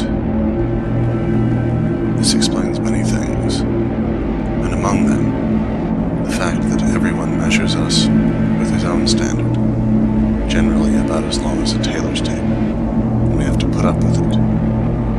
As also, that no one will allow us to be taller than himself, a supposition which is once for all taken for granted. There is no doubt that many a man owes his good fortune in life solely to the circumstance that he has a pleasant way of smiling, and so wins the heart in his favor. However, the heart would do better to be careful and remember what Hamlet put down in his tablets, that one may smile and be a villain. Everything that is really fundamental in a man, and therefore genuine, works as such unconsciously, in this respect, like the power of nature. That which is passed through the domain of consciousness is thereby transformed into an idea or picture, and so, if it comes to be uttered, it is only an idea or picture which passes from one person to another. Accordingly, any quality of mind or character that is genuine and lasting is originally unconscious, and it is only when unconsciously brought into play that it makes a profound impression. If any like quality is consciously exercised, it means that it has been worked up, becomes intentional, and therefore a matter of affectation, in other words, of deception. If a man does a thing unconsciously, it costs him no trouble, but if he tries to do it by taking trouble, he fails. This applies to the origin of those fundamental ideas which form the pith and marrow of all genuine work. Only that which is innate is genuine and will hold water. And every man who wants to achieve something, whether in practical life, in literature, or in art, must follow the rules without knowing them.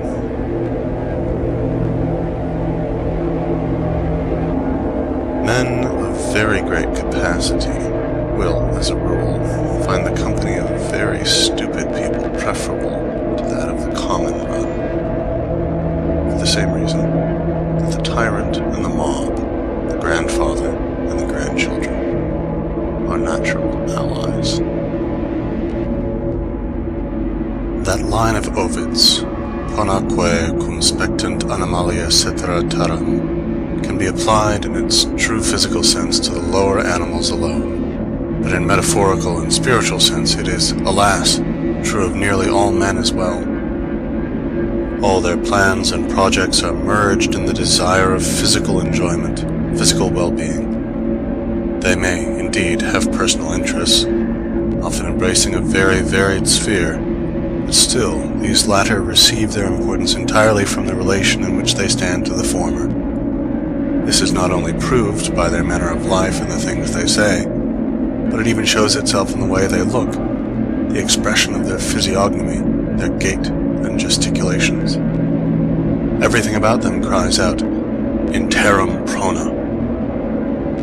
It is not to them, it is only to the nobler and more highly endowed natures, men who really think and look about them in the world and form exceptional specimens of humanity, that the next lines are applicable. Os homine sublime dedit coelumque tueri, iusit et iractos ad sidera tolere vultus. No one knows what capacities for doing and suffering he has in himself, until something comes to rouse them to activity, just as in a pond of still water, lying there like a mirror, there is no sign of the roar and thunder with which it can leap from the precipice, and yet remain what it is, or again, rise high in the air as a fountain. When water is as cold as ice, you can have no idea of the latent warmth contained in it. Why is it that, in spite of all the mirrors in the world, no one really knows what he looks like? A man may call to mind the face of his friend, but not his own. Here, then, is an initial difficulty in the way of applying the maxim, know thyself. This is partly, no doubt, to be explained by the fact that it is physically impossible for a man to see himself in the glass, except with face turned straight towards it and perfectly motionless. Or the expression of the eye, which counts for so much, and really gives its whole character to the face, is to a great extent lost. But coexisting with this physical impossibility, there seems to me to be an ethical impossibility of an analogous nature in producing the same effect. A man cannot look upon his own reflection as though the person presented there were a stranger to him, and yet this is necessary if he is to take an objective view. In the last resort, an objective view means a deep-rooted feeling on the part of the individual as a moral being that which he is contemplating is not himself. And unless he can take this point of view, he will not see things in a really true light, which is possible only if he is alive to their actual defects, exactly as they are. Instead of that, when a man sees himself in the glass, something out of his own egotistic nature whispers to him to take care to remember that it is no stranger, but himself that he is looking at. And this operates as a noli me tangere, and prevents him from taking an objective view. It seems, indeed, as if, without the leaven of a grain of malice, such a view were impossible.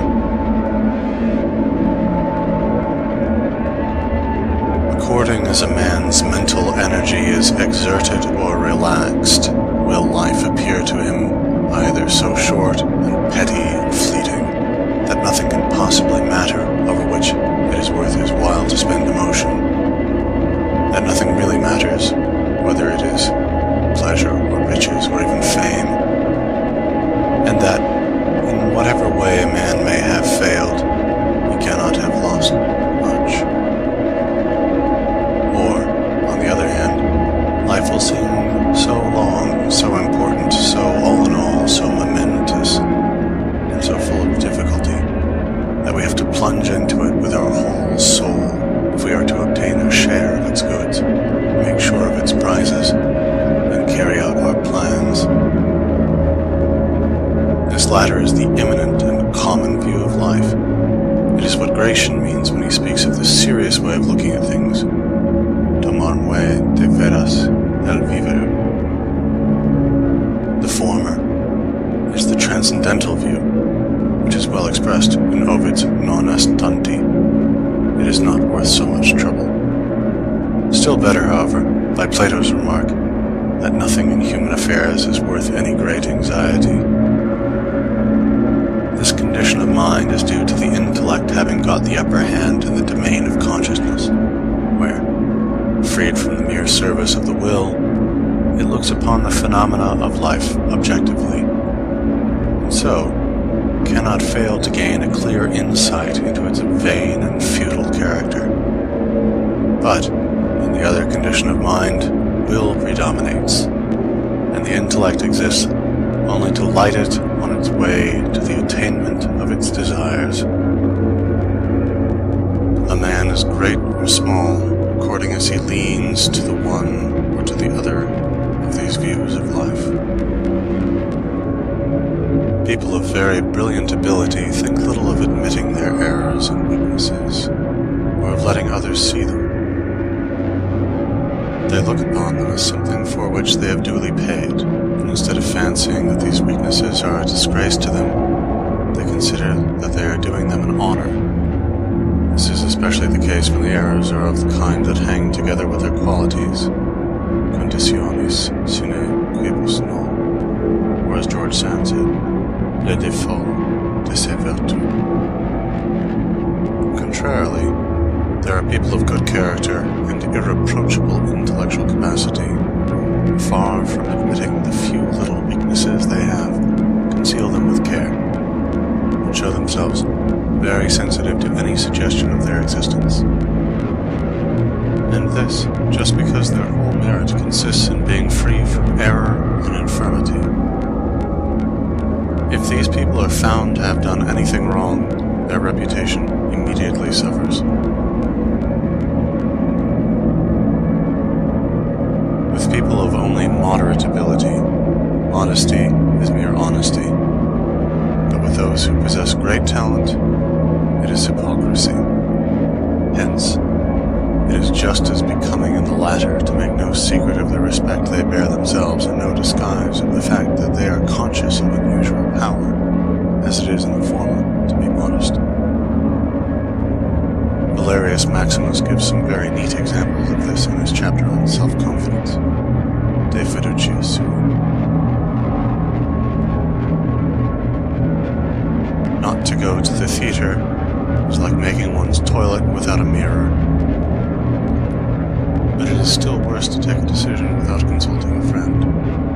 For a man may have the most excellent judgment in all other matters, and yet go wrong in those which concern himself, because here the will comes in and deranges the intellect at once. Therefore, let a man take counsel of a friend. A doctor can cure everyone but himself. If he falls ill, he sends for a colleague.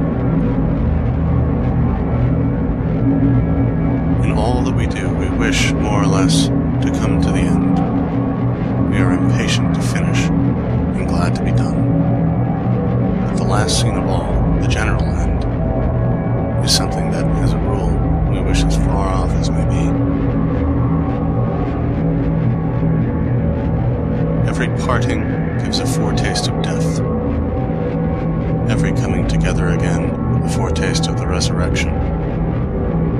This is why even people who were indifferent to each other rejoice so much if they come together again after 20 or 30 years' separation. Intellects differ from one another in a very real and fundamental way, but no comparison can well be made by merely general observations. It is necessary to come close and to go into details.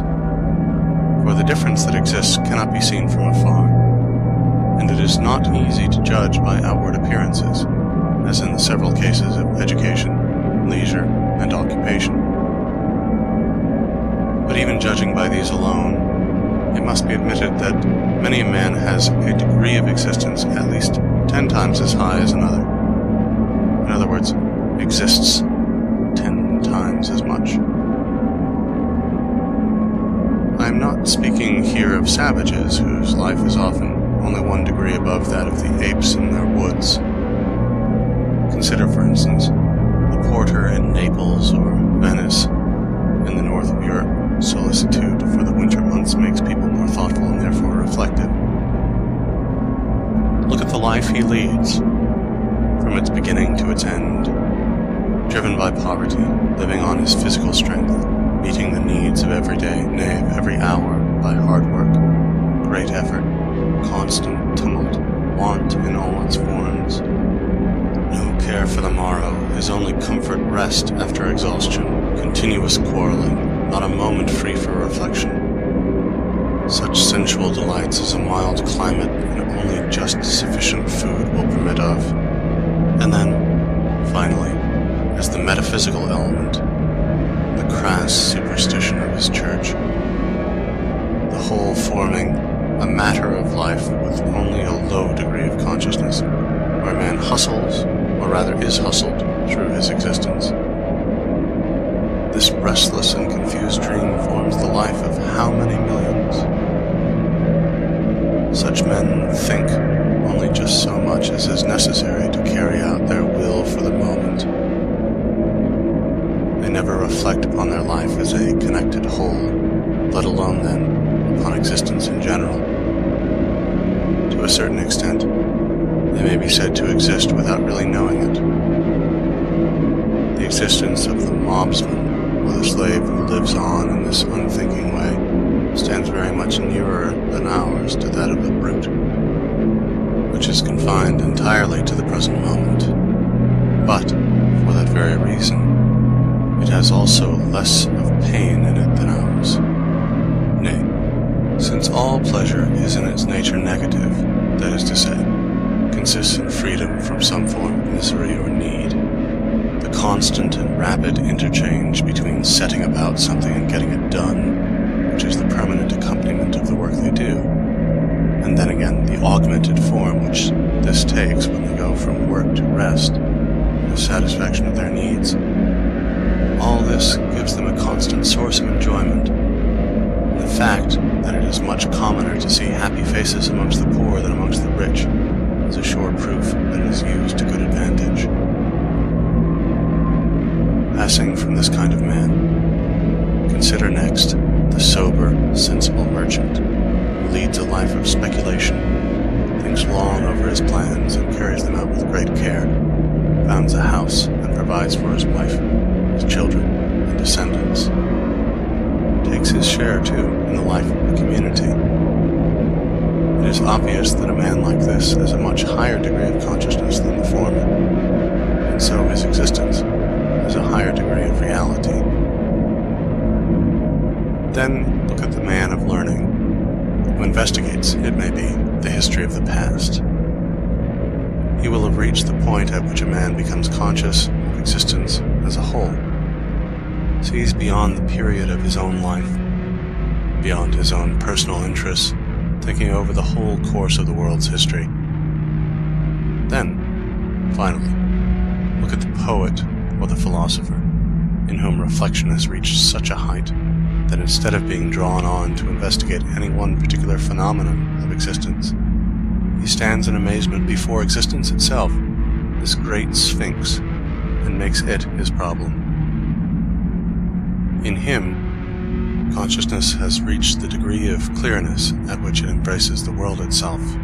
His intellect has completely abandoned its function as the servant of his will, and now holds the world before him.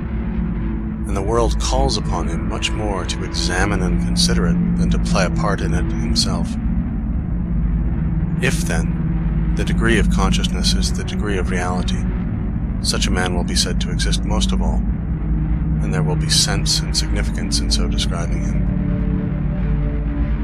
Between the two extremes here sketched and the intervening stages, everyone will be able to find the place at which he himself stands. We know that man is in general superior to all other animals, and this is also the case in his capacity for being trained. Mohammedans are trained to pray with their faces turned towards Mecca 5 times a day, and they never fail to do it. Christians are trained to cross themselves on certain occasions, to bow, and so on. Indeed, it may be said that religion is the chef d'oeuvre of the art of training, because it trains people in the way they shall think. And, as is well known, you cannot begin the process too early. There is no absurdity so palpable but that it may be firmly planted in the human head if you only begin to inculcate it before the age of 5, by constantly repeating it with an air of great solemnity. For as in the case of animals, so in that of men, training is successful only when you begin in early youth. Noblemen and gentlemen are trained to hold nothing sacred but their word of honor, to maintain a zealous, rigid, and unshaken belief in their ridiculous code of chivalry, and if they are called upon to do so, to seal their belief by dying for it, and seriously to regard a king as being of a higher order. Again, our expressions of politeness, the compliments we make, in particular the respectful attentions we pay to ladies, are a matter of training, as also our esteem for good birth, rank, titles, and so on. Of the same character is the resentment we feel at any insult directed against us, and the measure of this resentment may be exactly determined by the nature of the insult.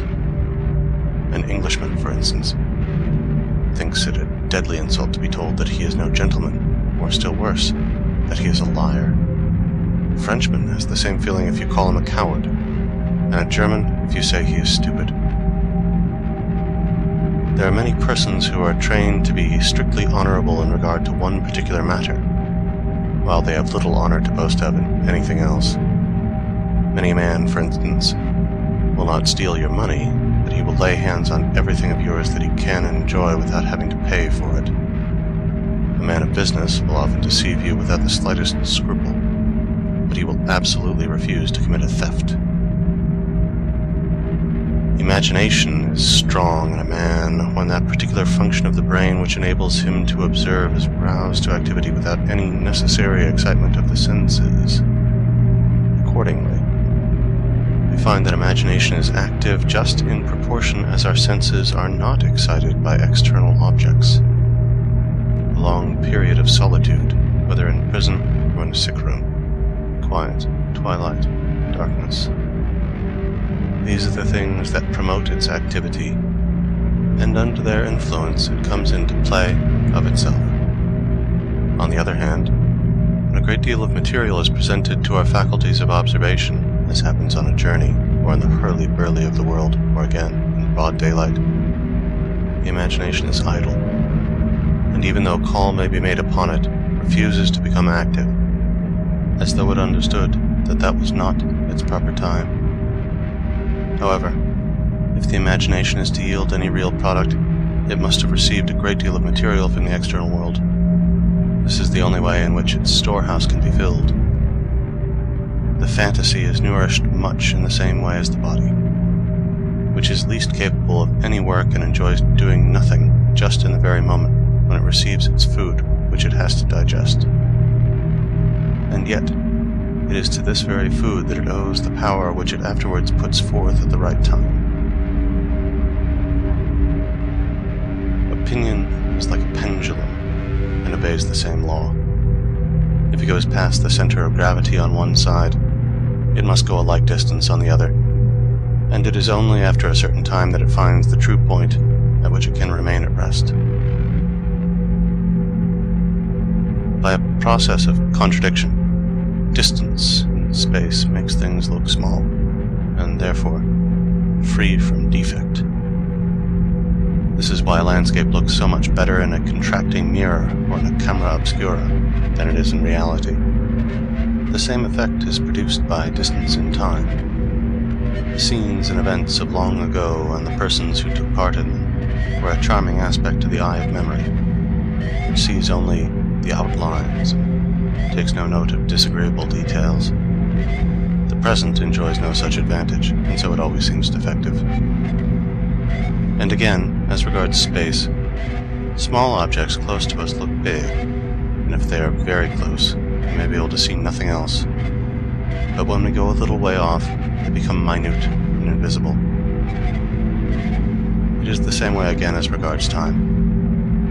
The little incidents and accidents of every day fill us with emotion, anxiety, annoyance, passion, as long as they are close to us, when they appear so big, so important, so serious. But as soon as they are borne down the restless stream of time, they lose what significance they had. We think no more of them, and soon forget them altogether. They were big, only because they were near.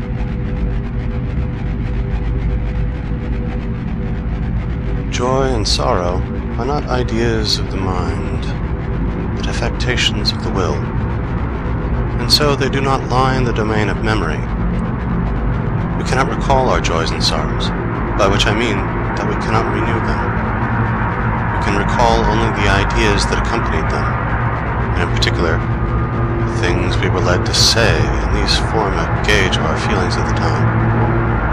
Hence, our memory of joys and sorrows is always imperfect, and they become a matter of indifference to us as soon as they are over. This explains the vanity of the attempt, which we sometimes make, to revive the pleasures and the pains of the past. Pleasure and pain are essentially an affair of the will, and the will, as such, is not possessed of memory, which is a function of the intellect. And this, in its turn, gives out and takes in nothing but thoughts and ideas, which are not here in question.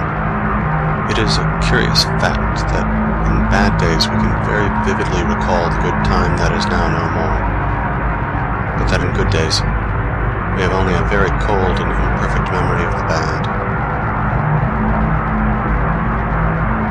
We have a much better memory of actual objects or pictures than for mere ideas. Hence, a good imagination makes it easier to learn languages, for by its aid, the new word is at once united with the actual object to which it refers, whereas, if there is no imagination, it is simply put on a parallel with the equivalent word in the mother tongue. Mnemonics should not only mean the art of keeping something indirectly in the memory by the use of some direct pun or witticism. It should rather be applied to a systematic theory of memory, and explain its several attributes by reference both to its real nature and to the relation in which these attributes stand to one another. There are moments in life when our senses obtain a higher and rarer degree of clearness, apart from any particular occasion for it in the nature of our surroundings, inexplicable rather on physiological grounds alone, as the result of some enhanced state of susceptibility working from within outwards. Such moments remain indelibly impressed upon the memory, and preserve themselves in their individuality entire. We can assign no reason for it, nor explain why this, among so many thousand moments like it, should be specially remembered. It seems as much a matter of chance as when single specimens of a whole race of animals now extinct are discovered in the layers of a rock, or when, on opening a book, we light upon an insect accidentally crushed within the leaves. Memories of this kind are always sweet and pleasant.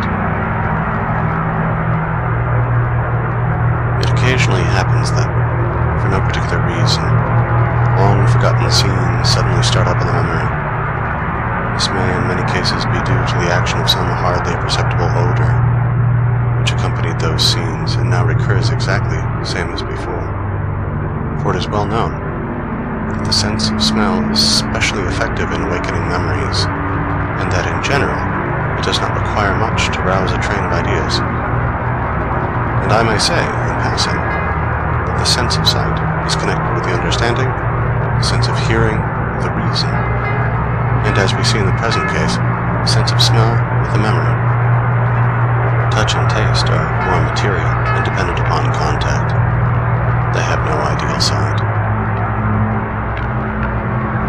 It must also be reckoned among the peculiar attributes of memory that a slight state of intoxication often so greatly enhances the recollection of past times and scenes, that all the circumstances connected with them come back much more clearly than would be possible in a state of sobriety, but that, on the other hand, the recollection of what one said or did while the intoxication lasted is more than usually imperfect.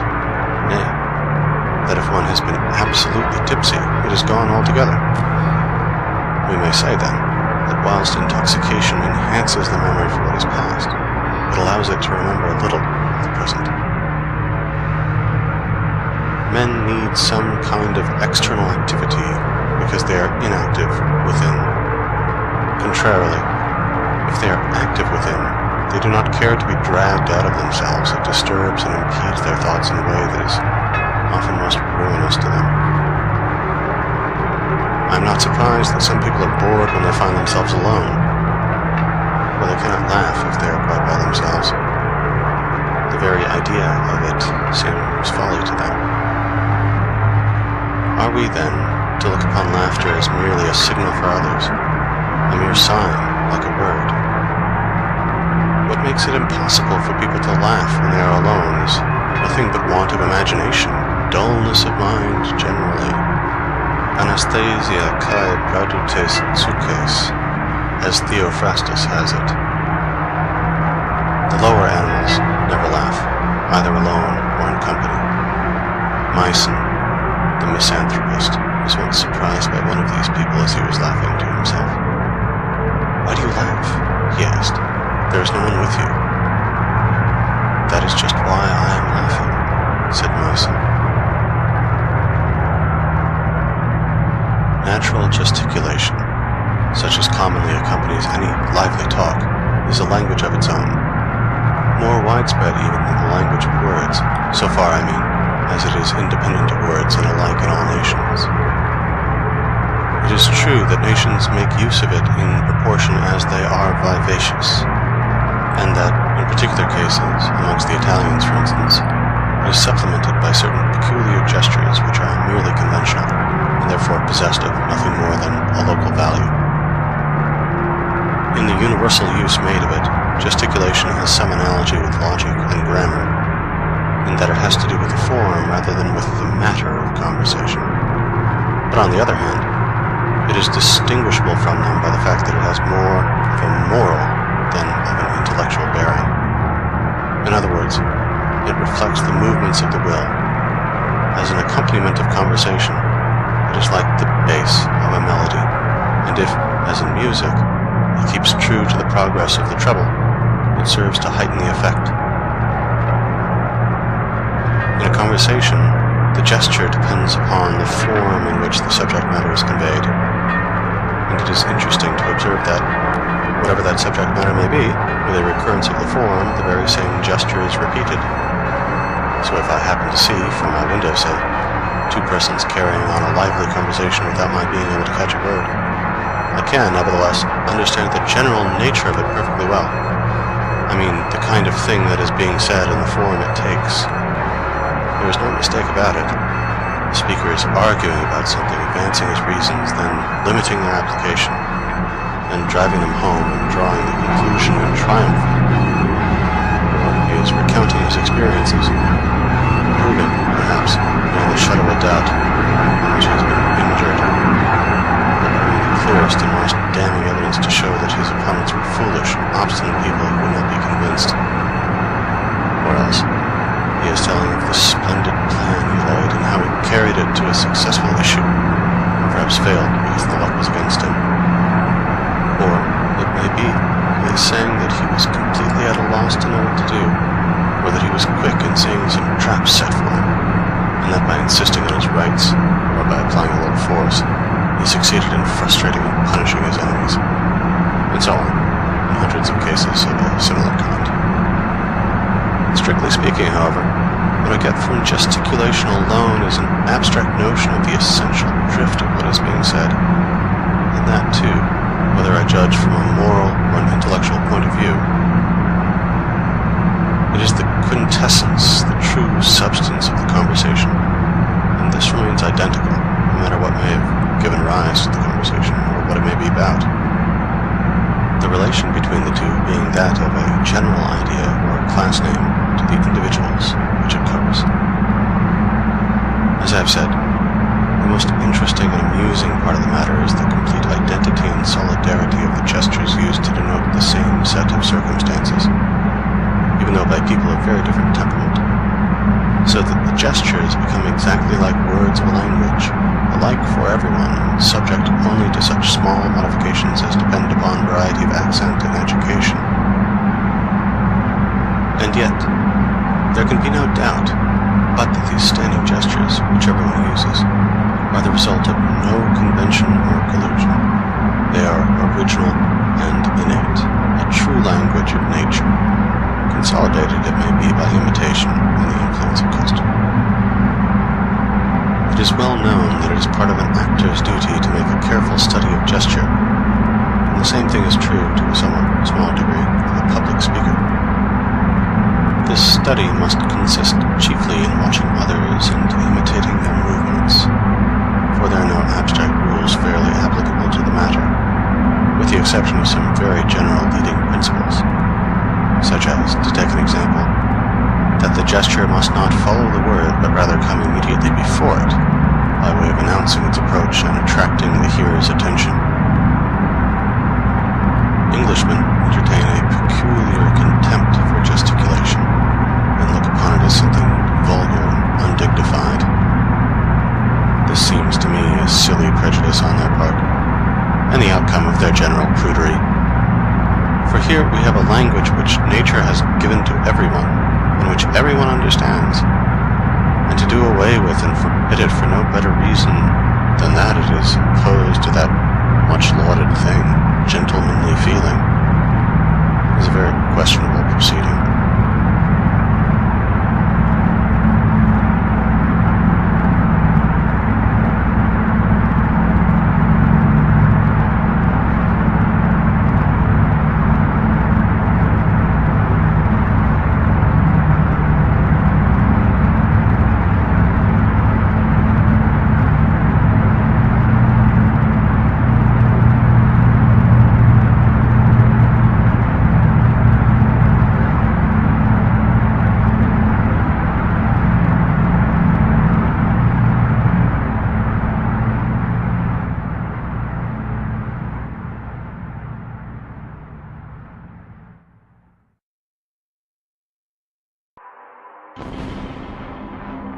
The human intellect is said to be so constituted that general ideas arise by abstraction from particular observations, and therefore come after them in point of time. If this is what actually occurs, as happens in the case of a man who has to depend solely upon his own experience for what he learns, who has no teacher and no book, such a man knows quite well which of his particular observations belong to and are represented by each of his general ideas. He has a perfect acquaintance with both sides of his experience, and accordingly he treats everything that comes in his way from a right standpoint. This might be called the natural method of education. Contrarily, the artificial method is to hear what other people say, to learn and to read, and so to get your head crammed full of general ideas before you have any sort of extended acquaintance with the world as it is, and as you may see it for yourself. You will be told that the particular observations which go to make these general ideas will come to you later on in the course of experience. But until that time arrives, you apply your ideas wrongly. You judge men and things from a wrong standpoint, you see them in a wrong light, you treat them in a wrong way. So it is that education perverts the mind. This explains why it so frequently happens that, after a long course of learning and reading, we enter upon the world in our youth, partly with an artless ignorance of things, partly with wrong notions about them, so that our demeanor serves at one moment of a nervous anxiety, and another of a mistaken confidence. The reason of this is simply that our head is full of general ideas which we are now trying to turn to some use, but which we hardly ever apply rightly. This is the result of acting in direct opposition to the natural development of the mind by obtaining general ideas first, and particular observations last. It is putting the cart before the horse. Instead of developing the child's own faculties of discernment and teaching it to judge and think for itself, the teacher uses all his energies to stuff its head full of the ready-made thoughts of other people. The mistaken views of life, which spring from a false application of general ideas, have afterwards to be corrected by long years of experience, and it is seldom that they are wholly corrected. This is why so few men of learning are possessed of common sense, such as is often to be met with in people who have had no instruction at all.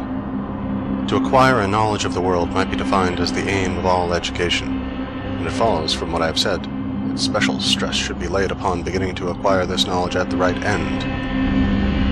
As I have shown, this means in the main that the particular observation of a thing shall precede the general idea of it. Further, that narrow and circumscribed ideas shall come before ideas of a wide range. It means, therefore, that the whole system of education shall follow in the steps that must have been taken by the ideas themselves in the course of their formation. But whenever any of these steps are skipped or left out, the instruction is defective and the ideas obtained are false. And finally, a distorted view of the world arises, peculiar to the individual himself. A view such as almost everyone entertains for some time, most men for as long as they live. No one can look into his own mind without seeing that it was only after reaching a very mature age, and in some cases when he least expected it, that he came to a right understanding or a clearer view of many matters in his life that, after all, were not very difficult or complicated. Up till then, there were points in his knowledge of the world which were still obscure, due to his having skipped some particular lesson in those early days of his education, whatever it may have been like, artificial, conventional, or the natural terms based upon individual experience. It follows that an attempt should be made to find out the strictly natural course of knowledge, so that education may proceed methodically by keeping to it, and that children may become acquainted with the ways of the world without getting wrong ideas into their head, which very often cannot be got out again. If this plan were adopted, special care would have to be taken to prevent children from using words without clearly understanding their meaning and application. A fatal tendency to be satisfied with words instead of trying to understand things, to learn phrases by heart so that they may prove a refuge in time of need, exists as a rule, even in children, and the tendency lasts on into manhood, making the knowledge of many learned persons to consist in mere verbiage. However, the main endeavor must always be to let particular observations precede general ideas, and not vice versa, as is usually and unfortunately the case. As though a child should come feet foremost into the world, or a verse be begun by writing down the rhyme. The ordinary method is to imprint ideas and opinions, in the strict sense of the word, prejudices, on the mind of the child, before it has had any very few particular observations. It is thus that he afterwards comes to view the world and gather experience through the medium of those ready-made ideas, rather than to let his ideas be formed for him out of his own experience of life, as they ought to be. A man sees a great many things when he looks at the world for himself, and he sees them from many sides. But this method of learning is not nearly so short or so quick as the method which employs abstract ideas and makes hasty generalizations about everything. Experience, therefore, will be a long time in correcting preconceived ideas, or perhaps never bring its task to an end, for wherever a man finds that the aspect of things seems to contradict the general ideas he has formed, he will begin by rejecting the evidence it offers as partial and one-sided. He will shut his eyes to it altogether, and deny that it stands in any contradiction at all with his preconceived notions, in order that he may thus preserve them uninjured. So it is that many a man carries about a burden of wrong notions all his life long, crotchets, whims, fancies, prejudices, which at last become fixed ideas. The fact is that he has never tried to form his fundamental ideas for himself out of his own experience of life, his own way of looking at the world, because he has taken over his ideas ready-made from other people, and this it is that makes him, as it makes many others, so shallow and superficial. Instead of that method of instruction, care should be taken to educate children on the natural lines. No idea should ever be established in a child's mind otherwise than by what the child can see for itself, or at any rate, it should be verified by the same means. And the result of this would be that the child's ideas, if few, would be well-grounded and accurate. It would learn how to measure things by its own standard rather than by another's. And so it would escape 1,000 strange fancies and prejudices, and not need to have them eradicated by the lessons it will subsequently be taught in the school of life. The child would, in this way, have its mind once for all habituated to clear views and thoroughgoing knowledge. It would use its own judgment and take an unbiased estimate of things. And, in general, children should not form their notions of what life is like from the copy before they have learned it from the original, to whatever aspect of it their attention may be directed. Instead, therefore, of hastening to place books, and books alone, in their hands, let them be made acquainted step by step with things, with the actual circumstances of human life. above all, let care be taken to bring them to a clear and objective view of the world as it is, to educate them always to derive their ideas directly from real life and to shape them in conformity with it, not to fetch them from other sources, such as books, fairy tales, or what people say, and to apply them ready-made to real life. For this will mean that their heads are full of wrong notions, and that they will either see things in a false light or try in vain to remodel the world to suit their views, and so enter upon false paths. And that, too, whether they are only constructing theories of life or engaged in the actual business of it. It is incredible how much harm is done when the seeds of wrong notion are laid in the mind in those early years, later on to bear a crop of prejudice. For the subsequent lessons, which are learned from real life in the world, have to be devoted mainly to their extirpation. To unlearn the evil was the answer, according to Diogenes Laertius, Antisthenes gave when he was asked what branch of knowledge was most necessary. And we can see what he meant. No child under the age of 15 should receive instruction in subjects which may possibly be the vehicle of serious error, such as philosophy, religion, or any other branch of knowledge where it is necessary to take large views. Because wrong notions imbibed early can seldom be rooted out, and of all the intellectual faculties, judgment is the last one to arrive at maturity. The child should give its attention either to subjects where no error is possible at all, such as mathematics, or to those in which there is no particular danger in making a mistake, such as languages, natural science, history, and so on. And in general, the branches of knowledge which are to be studied at any period of life should be such as the mind is equal to at that period and can perfectly understand. Childhood and youth form the time for collecting materials, for getting a special and thorough knowledge of the individual and particular things. In those years, it is too early to form views on a large scale, and ultimate explanations must be put off to a later date. The faculty of judgment, which cannot come into play without mature experience, should be left to itself. And care should be taken not to anticipate its action by inculcating prejudice, which will paralyze it forever. On the other hand, the memory should be specially taxed in youth, since it is then that it is strongest and most tenacious.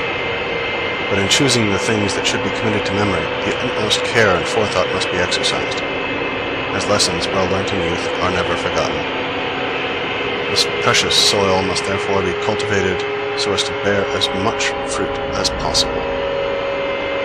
If you think how deeply rooted in your memory are those persons whom you knew in the first 12 years of your life, how indelible the impression made upon you by the events of those years, how clear your recollection of most of the things that happened to you then, most of what was told or taught you, it will seem a natural thing to take the susceptibility and tenacity of the mind at that period as the groundwork of education. This may be done by a strict observance of method and a systematic regulation of the impressions which the mind is to receive. But the years of youth allotted to a man are short, and memory is, in general, bound within narrow limits, still more so the memory of any one individual. Since this is the case, it is all important to fill the memory with what is essential and material in any branch of knowledge, to the exclusion of everything else. The decision as to what is essential and material should rest with the masterminds in every department of thought. Their choice should be made after the most mature deliberation, and the outcome of it fixed and determined. Such a choice would have to proceed by sifting the things which it is necessary and important for a man to know in general, and then necessary and important for him to know in any particular business or calling. Knowledge of the first kind would have to be classified after an encyclopedic fashion in graduated courses, adapted to the degree of general culture which a man may be expected to have in the circumstances in which he is placed. Beginning with a course limited to the necessary requirements of primary education, and extending upwards to the subjects treated in all of the branches of philosophical thought. The regulation of the second kind of knowledge would be left to those who had shown genuine mastery in the several departments into which it is divided. And the whole system would provide an elaborate rule or canon for intellectual education, which would, of course, have to be revised every 10 years. Some such arrangement as this would employ the youthful power of the memory to best advantage, supplying excellent working material to the faculty of judgment when it made its appearance later on. A man's knowledge may be said to be mature. In other words, it has reached the most complete state of perfection to which he, as an individual, is capable of bringing it, when an exact correspondence is established between the whole of his abstract ideas and the things he has actually perceived for himself. This will mean that each of his abstract ideas rests, directly or indirectly, upon a basis of observation, which alone endows it with any real value, and also that he is able to place every observation he makes under the right abstract idea which belongs to it. Maturity is the work of experience alone, and therefore requires time. The knowledge we derive from our own observation is usually distinct from that which we acquire through the medium of abstract ideas, the one coming to us in the natural way, the other by what people tell us, in the course of instruction we receive, whether it is good or bad. The result is that in youth there is generally very little agreement or correspondence between our abstract ideas, which are merely phrases in the mind, and that real knowledge which we have obtained by our own observation. It is only later on that a gradual approach takes place between these two kinds of knowledge, accompanied by a mutual correction of error, and knowledge is not mature until this coalition is accomplished. This maturity or perfection of knowledge is something quite independent of another kind of perfection, which may be of a high or a low order. The perfection, I mean, to which a man may bring his own individual faculties, which is measured not by any correspondence between the two kinds of knowledge, but by the degree of intensity which each kind attains.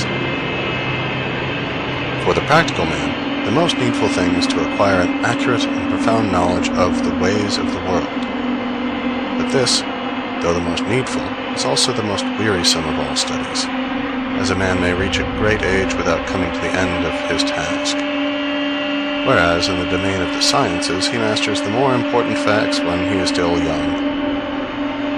In acquiring that knowledge of the world, it is while he is a novice, namely in boyhood and in youth, that the first and hardest lessons are put before him.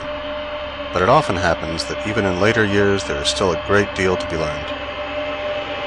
The study is difficult enough in itself, but the difficulty is doubled by novels, which represent a state of things, life, and the world, such as, in fact, does not exist. Youth is credulous and accepts these views of life, which then become part and parcel of the mind, so that instead of a merely negative condition of ignorance, you have positive error, a whole tissue of false notions to start with. And at a later date, these actually spoil the schooling of experience, and put a wrong construction on the lessons it teaches. If before this, the youth had no light at all to guide him, he was now misled by a will-o'-the-wisp. Still more often is this the case with a girl. They have both had a false view of things foisted on them by reading novels, and expectations have been aroused which can never be fulfilled. This generally exercises a baneful influence on their whole life. In this respect, those whose youth has allowed them no time or opportunity for reading novels, those who work with their hands and the like, are in a position of decided advantage. There are a few novels to which this reproach cannot be addressed, nay, which have an effect the contrary of that. First and foremost, to give an example, Gil Blas and the other works of Le Sage, or rather their Spanish originals. Further, The Vicar of Wakefield, and to some extent, Sir Walter Scott's novels. Don Quixote may be regarded as a satirical exhibition of the error to which I am referring.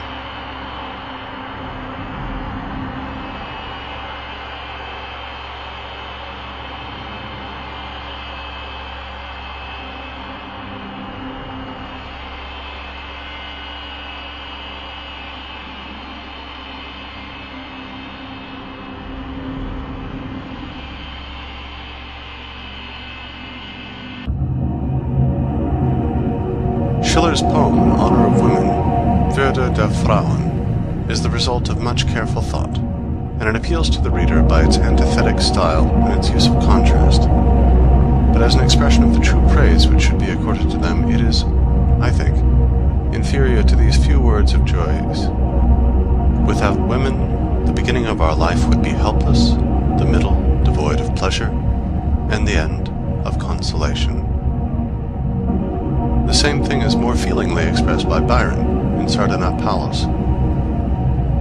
The very first of human life must spring from woman's breast. Your first small words are taught you from her lips.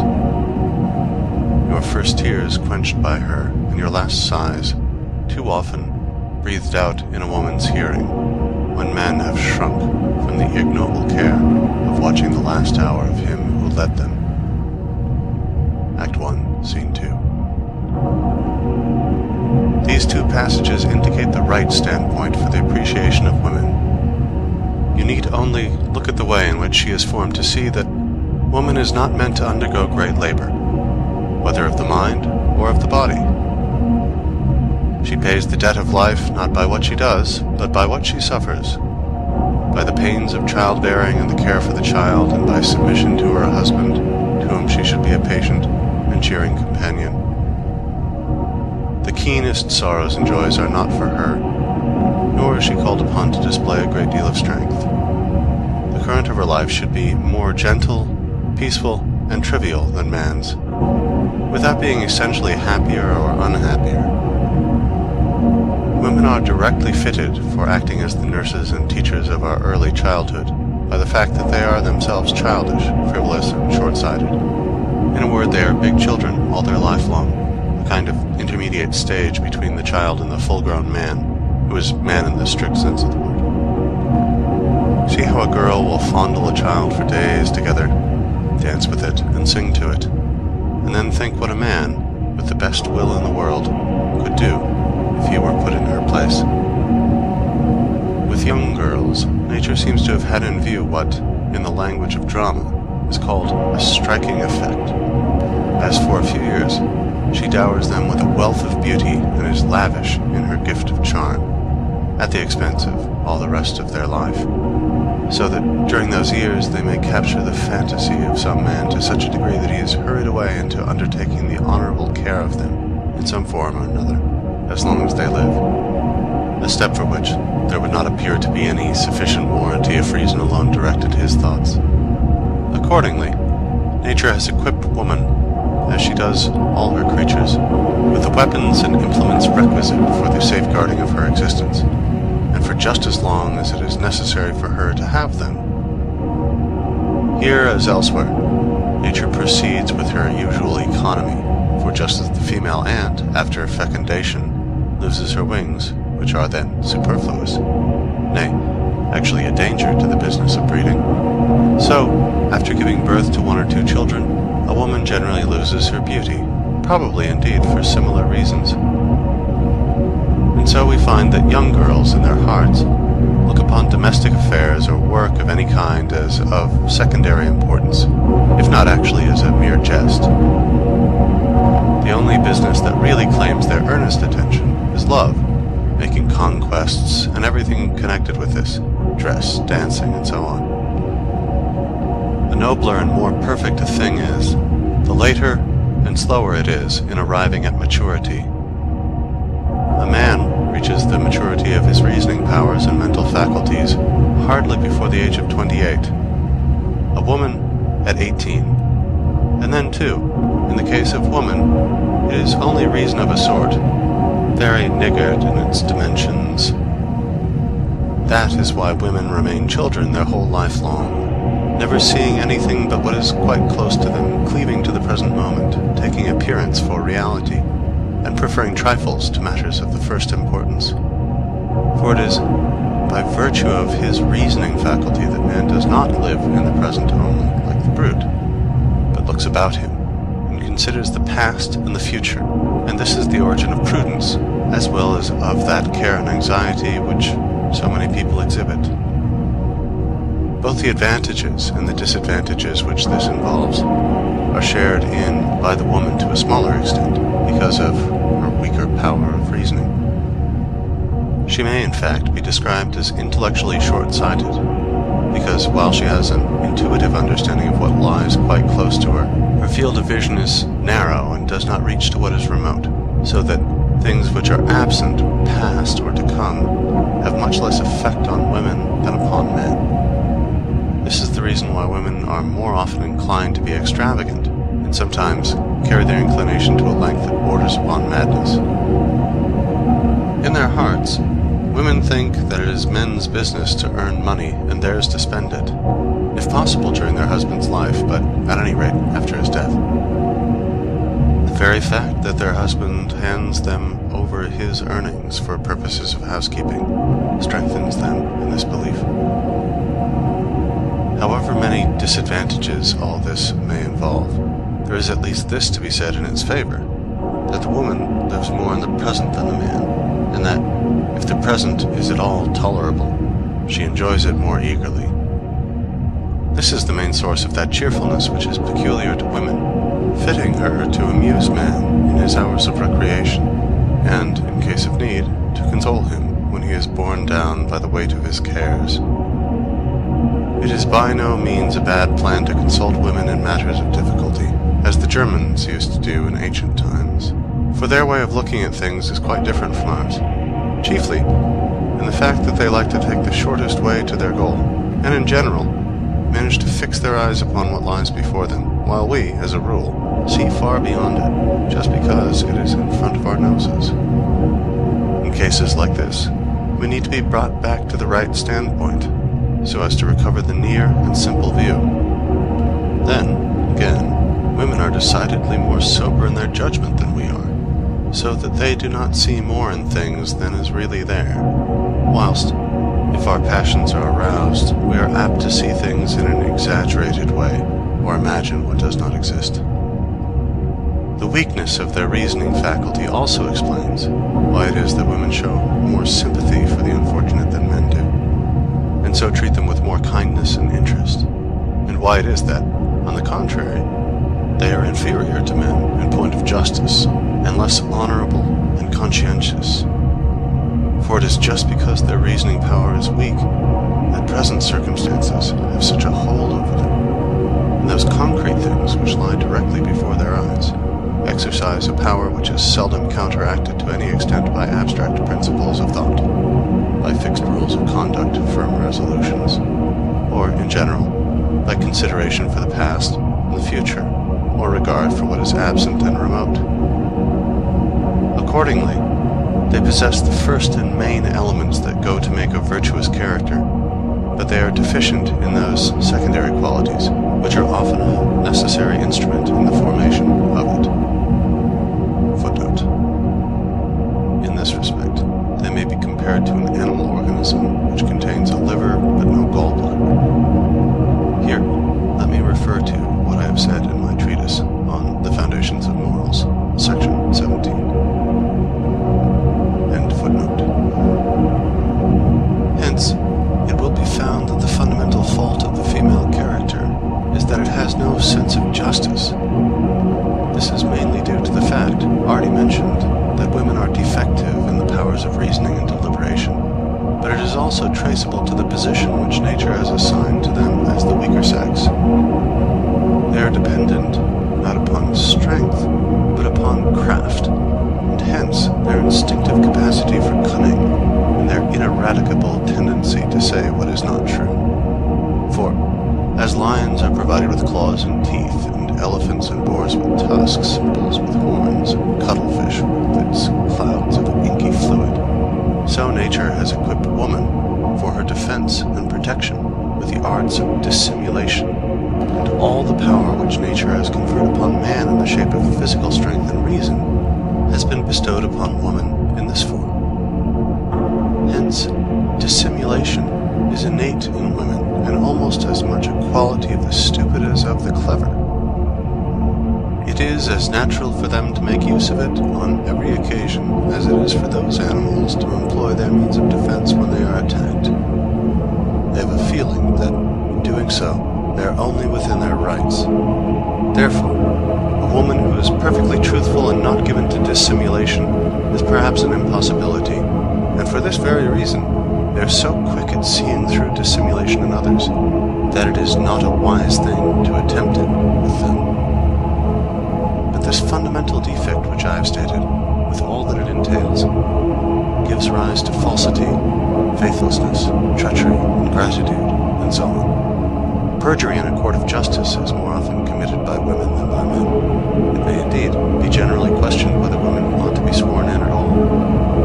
From time to time, one finds repeated cases everywhere of ladies who want for nothing, taking things from shop counters when no one is looking, and making off with them. Nature has appointed that the propagation of the species shall be the business of men who are young, strong, and handsome, so that the race may not degenerate. This is the firm will and purpose of nature in regard to the species, and it finds its expression in the passions of women. There is no law that is older or more powerful than this. Woe, then, to the man who sets up claims and interests that will conflict with it. Whatever he may say and do, they will be unmercifully crushed at the first serious encounter. For the innate rule that governs women's conduct, though it is secret and unformulated, nay, unconscious in its working, is this: we are justified in deceiving those who think they have acquired rights over the species by paying little attention to the individual, that is, to us. The Constitution, and therefore the welfare of the species, have been placed in our hands and committed to our care through the control we obtain over the next generation, which proceeds from us. Let us discharge our duties conscientiously. But women have no abstract knowledge of this leading principle. They are conscious of it only as a concrete fact, and they have no other method of giving expression to it than the way in which they act when the opportunity arrives. And then, the conscience does not trouble them so much as we fancy. For in the darkest recesses of their heart, they are aware that in committing a breach of their duty towards the individual, they have all the better fulfilled their duty towards the species, which is infinitely greater. And since women exist in the main solely for the propagation of the species and are not destined for anything else, they live as a rule more for the species than for the individual, and in their hearts take the affairs of the species more seriously than those of the individual. This gives their whole life and being a certain levity. The general bent of their character is in a direction fundamentally different from that of man, and it is this which produces that discord in married life which is so frequent in almost the normal state. The natural feeling between men is mere indifference, but between women it is actual enmity. The reason for this is that trait jealousy, odium figulinum, which, in the case of men, does not go beyond the confines of their own particular pursuit, but with women embraces the whole sex, since they have only one kind of business. Even when they meet in the street, women look at one another like gulfs and ghibellines, and it is a patent fact that when two women first make acquaintance with each other, they behave with more constraint and dissimulation than two men would show in a like case. And hence it is that an exchange of compliments between two women is a much more ridiculous proceeding than between two men. Further, whilst a man will, as a general rule, always preserve a certain amount of consideration and humanity in speaking to others, even to those who are in a very inferior position, it is intolerable to see how proudly and disdainfully a fine lady will generally behave towards one who is in a lower social rank. I do not mean a woman who is in her service, whenever she speaks to her. The reason of this may be that with women, differences of rank are much more precarious than with us, because while 100 considerations carry weight in our case, in theirs there is only one, namely, with which man they have found favor, as also that they stand in much nearer relations with one another than men do, in consequence of the one-sided nature of their calling. This makes them endeavor to lay stress upon differences of rank. It is only the man whose intellect is clouded by his sexual impulses that could give the name of the fair sex to that undersized, narrow-shouldered, broad-hipped, and short-legged race. For the whole beauty of the sex is bound up with this impulse. Instead of calling them beautiful,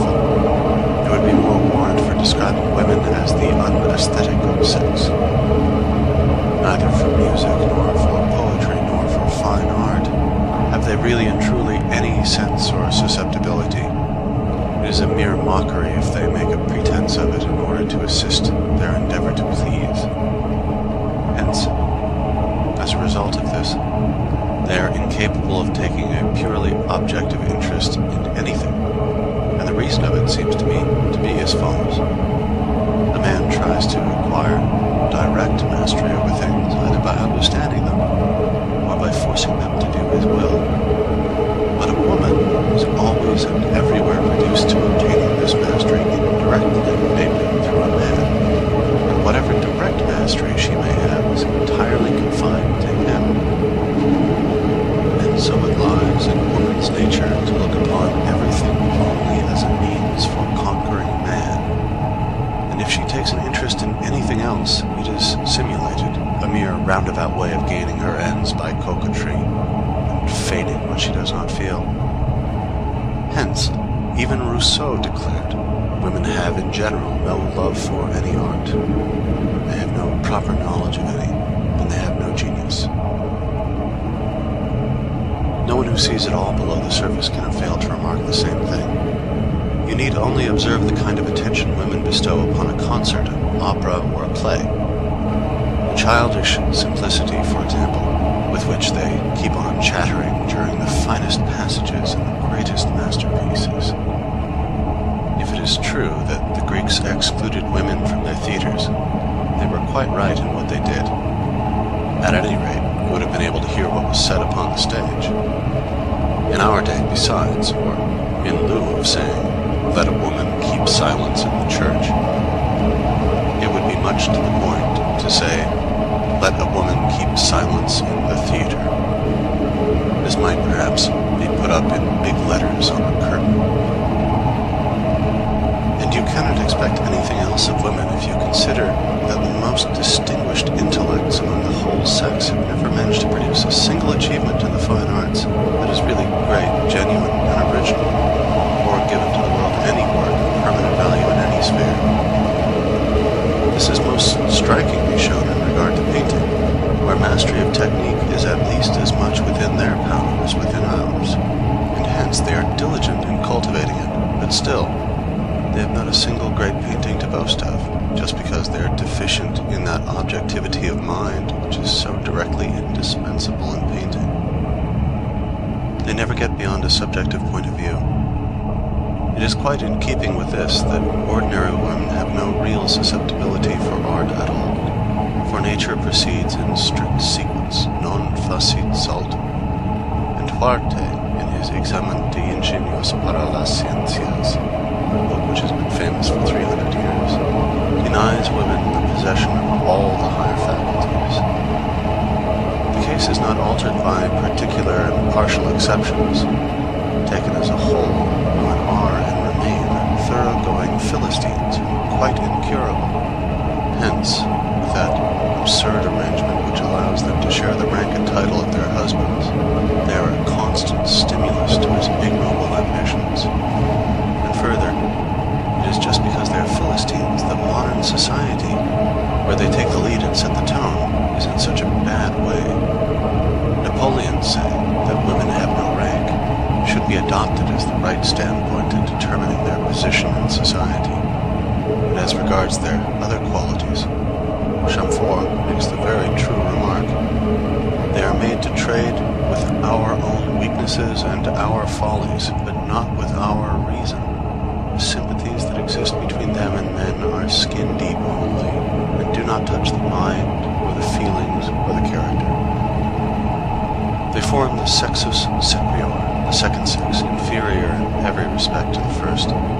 Their infirmities should be treated with consideration, but to show them great reverence is extremely ridiculous and lowers us in their eyes. When nature made two divisions of the human race, she did not draw the line exactly through the middle. These divisions are polar, opposed to each other, it is true, but the difference between them is not qualitative merely, it is also quantitative. This is just the view which the ancients took of woman, and the view which people in the East take now, and their judgment as to her proper position is much more correct than ours, without old French notions of gallantry preposterous system of reverence, that highest product of Teutonico-Christian stupidity. These notions have served only to make women more arrogant and overbearing, so that one is occasionally reminded of the holy apes in Benares, who, in the consciousness of their sanctity and inviolable position, think they can do exactly as they please. But in the West, the woman, and especially the lady, finds herself in a false position, for woman, rightly called by the ancients sexus sequior, is by no means fit to be the object of our honor and veneration, or to hold her head higher than man and be on equal terms with him. The consequences of this false position are sufficiently obvious. Accordingly, it would be a very desirable thing if this number 2 of the human race were in Europe also relegated to her natural place, and an end put to that lady nuisance, which not only moves all Asia to laughter, but would have been ridiculed by Greece and Rome as well. It is impossible to calculate the good effects which such a change would bring about in our social, civil, and political arrangements. There would be no necessity for the Salic law. It would be a superfluous truism. In Europe, the lady, strictly so called, is a being who should not exist at all. She should be either a housewife or a girl who hopes to become one, and she should be brought up not to be arrogant, but to be thrifty and submissive. It is just because there are such people as ladies in Europe that the women of the lower classes, that is to say the great majority of the sex, are much more unhappy than they are in the East. And even Lord Byron says, "Thought of the state of women under the ancient Greeks, convenient enough. Present state, a remnant of the barbarism of the chivalric and the feudal ages, artificial and unnatural. They ought to mind home and be well fed and clothed, but not mixed in society, well educated too in religion, but to read neither poetry nor politics, nothing but books of piety and cookery. Music, drawing, dancing, also a little gardening and plowing now and then. I have seen them mending the roads in Epirus with good success. Why not, as well, haymaking and milking?" The laws of marriage prevailing in Europe consider the woman as the equivalent of the man, start, that is to say, from a wrong position. In our part of the world where monogamy is the rule, to marry means to have one's rights and double one's duties. Now, when the laws gave women equal rights with man, they ought to have also endowed her with a masculine intellect. But the fact is that just in proportion as the honors and privileges which the laws accord to women exceed the amount which nature gives, is there a diminution in the number of women who really participate in these privileges, and all the remainder are deprived of their natural rights by just so much as is given to the others over and above their share. For the institution of monogamy and the laws of marriage which it entails bestow upon the woman an unnatural position of privilege, but considering her throughout as the full equivalent of the man, which is by no means the case. And seeing this, men who are shrewd and prudent very often scruple to make so great a sacrifice and to acquiesce in so unfair an arrangement. Consequently, whilst among polygamous nations every woman is provided for, where monogamy prevails, the number of married women is limited, and there remains over a large number of women without stay or support, who in the upper classes vegetate as useless old maids, and in the lower succumb to hard work for which they are not suited, or else become filles de joie, whose life is as destitute of joy as it is of honor. But under the circumstances they become a necessity, and their position is openly recognized as serving the special end of warding off temptation from those women favored by fate, who have found or may hope to find husbands. In London alone there are 80,000 prostitutes. What are they but the women who, under the institution of monogamy, have come off worse. Theirs is a dreadful fate. They are human sacrifices offered up on the altar of monogamy.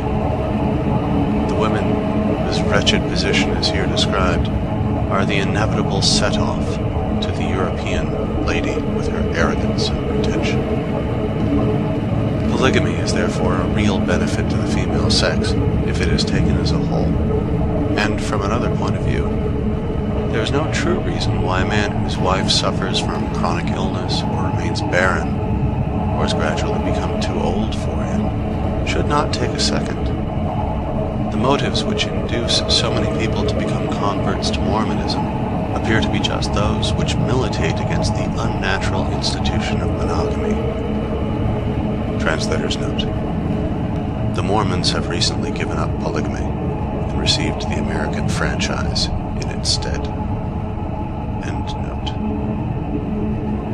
Moreover, the bestowal of unnatural rights upon women has imposed upon them unnatural duties, and, nevertheless, a breach of these duties makes them unhappy. Let me explain. A man may often think that his social or financial position will suffer if he marries, unless he makes some brilliant alliance. His desire will then be to win a woman of his own choice under conditions other than those of marriage, such as will secure her position and that of the children. However fair, reasonable, fit, and proper these conditions may be, and the woman consents by foregoing that undue amount of privilege which marriage alone can bestow, she to some extent loses her honor, because marriage is the basis of civic society. And she will lead an unhappy life, since human nature is so constituted that we pay an attention to the opinion of other people which is out of all proportion to its value. On the other hand, if she does not consent, she runs the risk either of having to be given in marriage to a man whom she does not like, or of being landed high and dry as an old maid. For the period during which she has a chance of being settled for life is very short. And in view of this aspect of the institution of monogamy, Tomasius's profoundly learned treatise, De Concubinatu, is well worth reading, for it shows that, amongst all nations and in all ages down to the Lutheran Reformation, concubinage was permitted, nay, that it was an institution which was to a certain extent actually recognized by law and attended with no dishonor. It was only the Lutheran Reformation that degraded it from this position. It was seen to be a further justification for the marriage of the clergy, and then, after that, the Catholic Church did not dare to remain behindhand in the matter. There is no use arguing about polygamy. It must be taken as de facto existing everywhere, and the only question is as to how it shall be regulated. Where are there, then, any real monogamists? We all live, at any rate for a time, and most of us always, in polygamy. And so, since every man needs many women, there's nothing fairer than to allow him, nay, to make it incumbent upon him, to provide for many women. This will reduce woman to her true and natural position as a subordinate being, and the lady, that monster of European civilization and Teutonico-Christian stupidity, will disappear from the world, leaving only women, but no more unhappy women, of which Europe is now full. In India, no woman is ever independent, but in accordance with the law of Mamu, she stands under the control of her father, her husband, her brother, or her son. It is, to be sure, a revolting thing that a widow should immolate herself upon her husband's funeral pyre, but it is also revolting that she should spend her husband's money with her paramours, the money for which he toiled his whole life long in the consoling belief that he was providing for his children. Happy are those who have kept the middle course, medium tenuere fiat.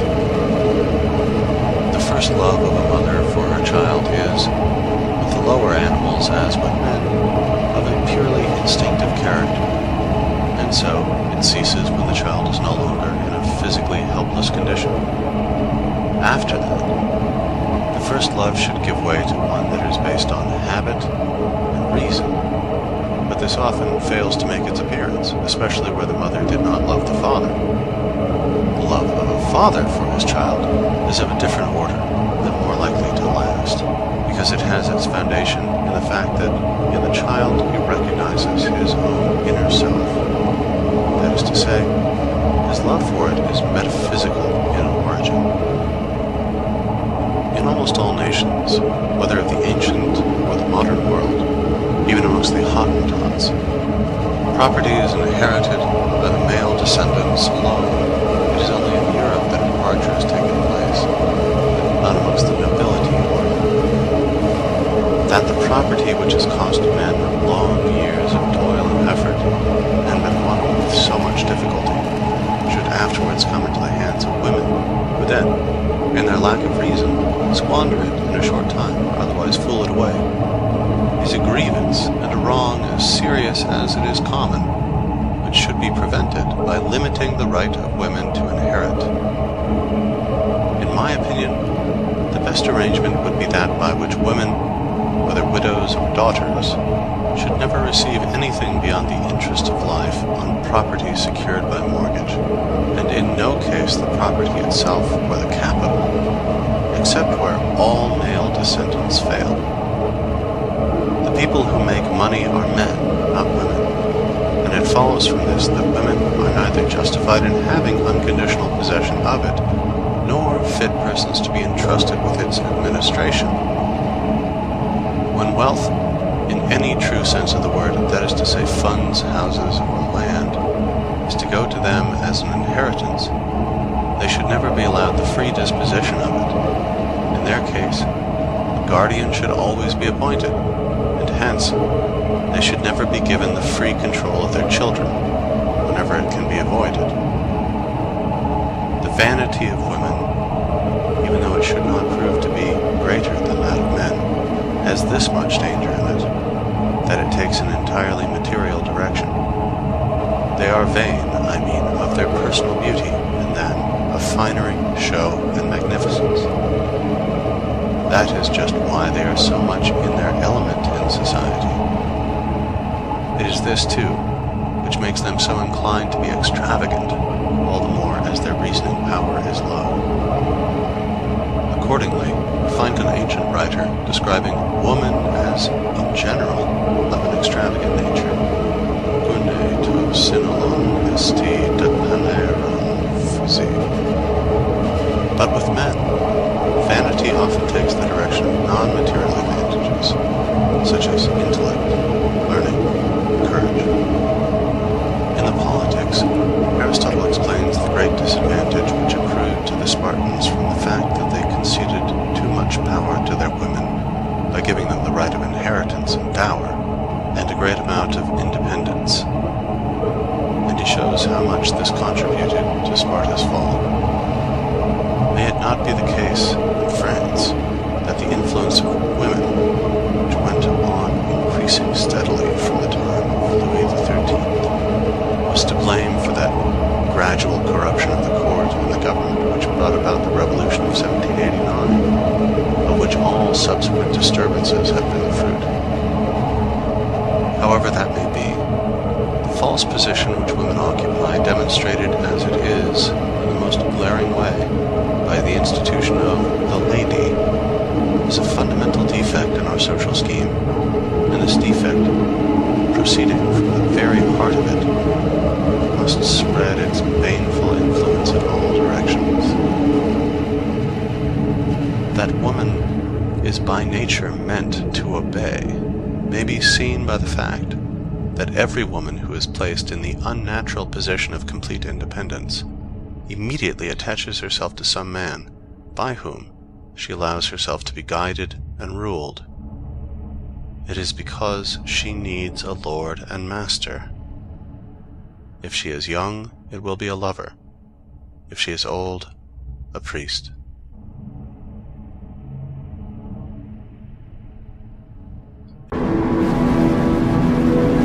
Kant wrote a treatise on the vital powers. I should prefer to write a dirge for them. A superabundant display of vitality, which takes the form of knocking, hammering, tumbling things about, has proved a daily torment to me all my life long. There are people, it is true, nay, a great many people, who smile at such things because they are not sensitive to noise.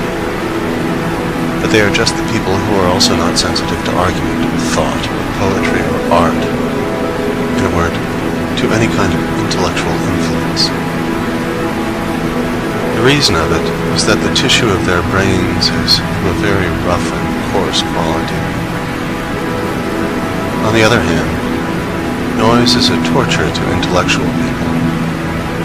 In the biographies of almost all great writers, or wherever else their personal utterances are recorded, you find complaints about it. In the case of Kant, for instance, Goethe, Lichtenberg, Jean-Paul. And if it should happen that any writer has omitted to express himself on the matter, it is only for want of an opportunity. This aversion to noise I should explain as follows.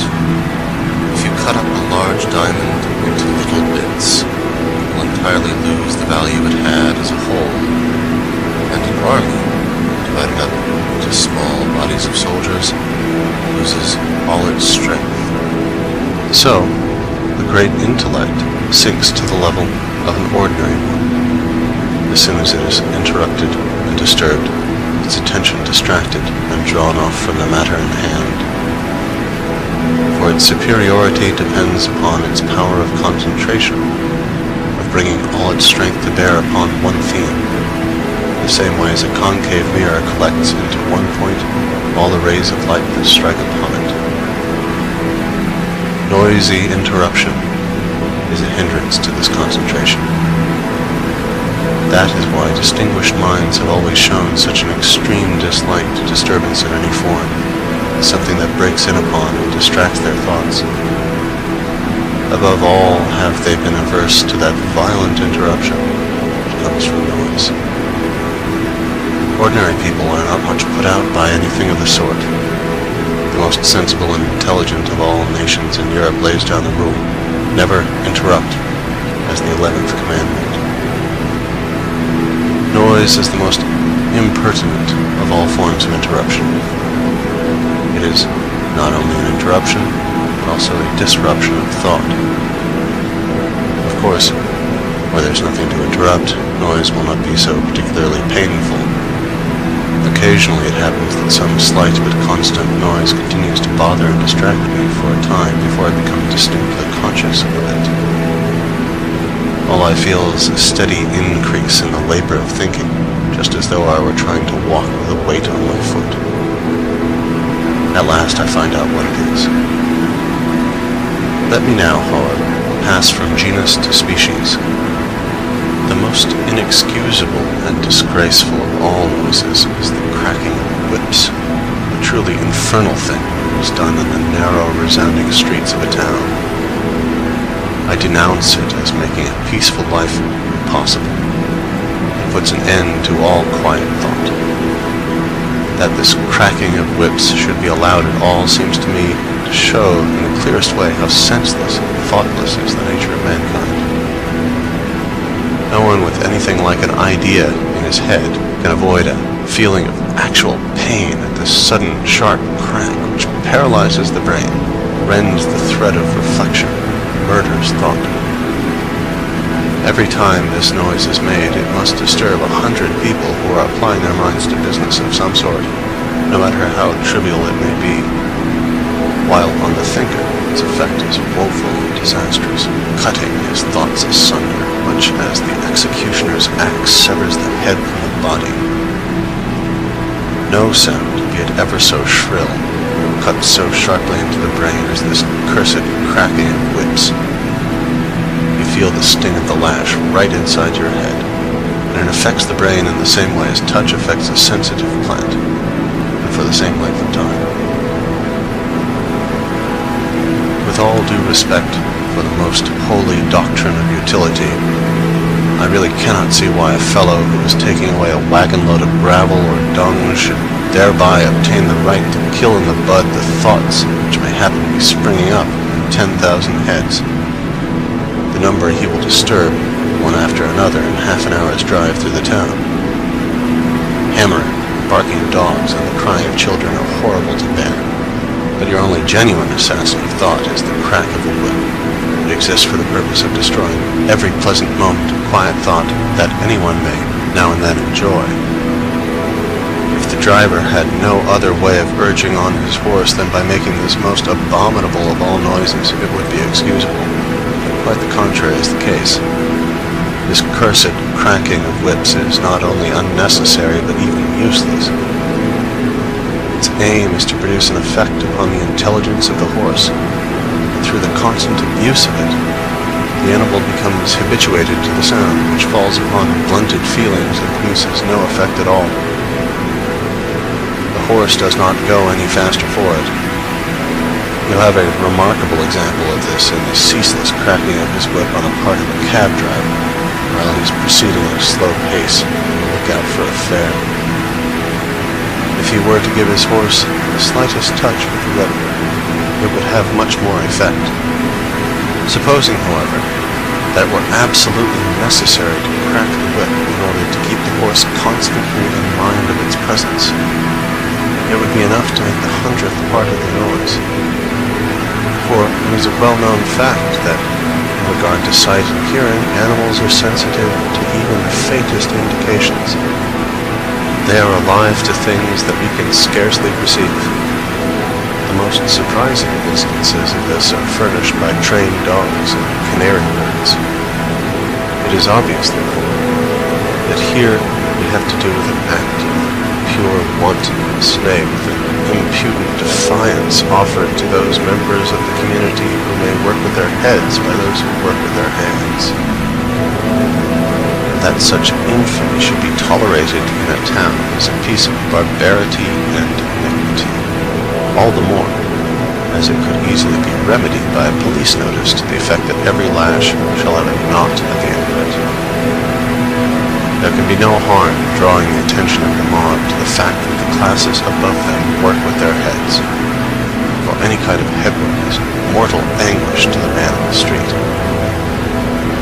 A fellow who rides through the narrow alleys of a populous town with unemployed post horses or cart horses, keeps on cracking a whip several yards long with all his might, deserves there and then to stand down and receive 5 really good blows with a stick. All the philanthropists in the world, and all the legislators, meeting to advocate and decree the total abolition of corporal punishment, will never persuade me to the contrary. There is something even more disgraceful than what I have just mentioned. Often enough, you may see a carter walking along the street, quite alone, without any horses, and still cracking away incessantly, so accustomed has the wretch become to it in consequence of the unwarrantable toleration of this practice. A man's body and the needs of his body are now everywhere treated with a tender indulgence. Is the thinking mind, then, to be the only thing that is never to obtain the slightest measure of consideration or protection, to say nothing of respect? Carters, porters, messengers, these are the beasts of burden among mankind. By all means, let them be treated justly, fairly, indulgently, and with forethought. But they must not be permitted to stand in the way of the higher endeavors of humanity by wantonly making a noise. How many great and splendid thoughts, I should like to know, have been lost to the world by the crack of a whip? If I had the upper hand, I should soon produce in the heads of these people an indissoluble association of ideas between cracking a whip and getting a whipping. Let us hope the more intelligent and refined among the nations will make a beginning in this matter, and then that the Germans may take example by it and follow suit. Meanwhile, I may quote what Thomas Hood says of them. For a musical nation, they are the most noisy I ever met with. That they are so is due to the fact, not that they are more fond of making a noise than other people, they would deny it if you asked them, but that their senses are obtuse. Consequently, when they hear a noise, it does not affect them much. It does not disturb them in reading and thinking, simply because they do not think, they only smoke, which is their sensitive thought. The general toleration of unnecessary noise, like slamming doors, for instance, a very unmannerly and ill-bred thing, is direct evidence that the prevailing habit of mind is dullness and lack of thought. In Germany, it seems as though care were taken that no one should ever think for mere noise. To mention one form of it, the way in which drumming goes on for no purpose at all. Finally, as regards the literature of the subject treated of in this chapter, I have only one work to recommend, but it is a good one. I refer to a poetical epistle in terzo rimo by the famous painter Bronzino, entitled De Rumore, Ammassa Luca Martini. It gives a detailed description of the torture to which people are put by the various noises of a small Italian town. Written in a tragic-comic style, it is very amusing. The epistle may be found in Opere Bellesche del Berni, Aretino ed Altri, Volume 2, page 258, apparently published in Utrecht in 1771.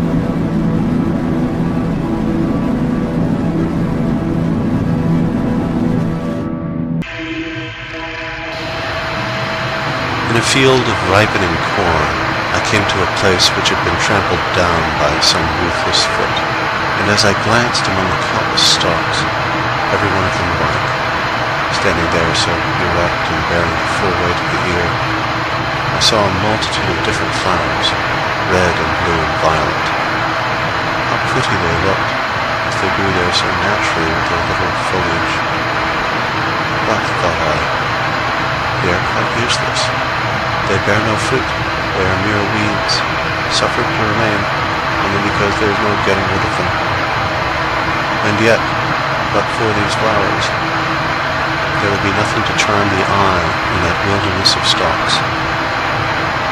They are emblematic of poetry and art, which, in civic life, so severe and still useful, not without its fruit, play the same part as flowers in the corn.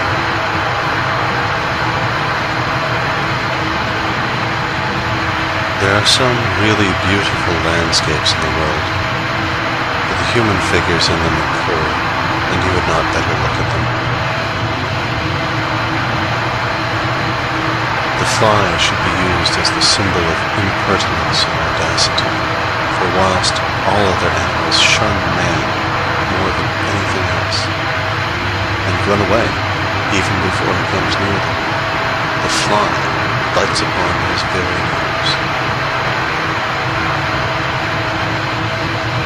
Two Chinamen traveling in Europe went to the theater for the first time.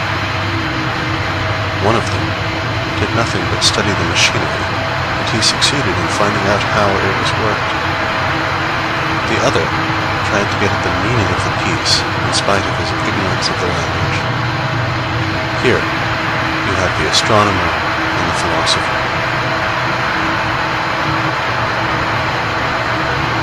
Wisdom, which is only theoretical and never put into practice, is like a double rose.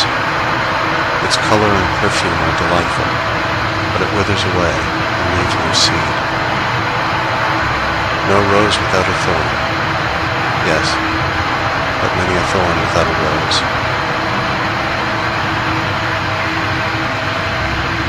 A wide-spreading apple tree stood in full bloom, and behind it a straight fir raised its dark and tapering head.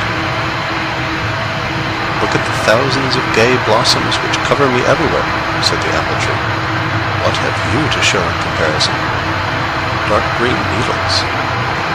"That is true," replied the fir, "but when winter comes, you will be bared of your glory, and I shall be as I am now." Once, as I was botanizing under an oak, I found that amongst a number of other plants of similar height, one that was dark in color, with tightly closed leaves, and a stalk that was straight and stiff. When I touched it, it said to me in firm tones, "Let me alone. I am not for your collection, like these plants to which nature has given only a single year of life. I am a little oak." So it is with a man whose influence is to last hundreds of years. As a child, as a youth, often even as a full-grown man, nay, his whole life long, he goes about among his fellows, looking like them, and seemingly as unimportant.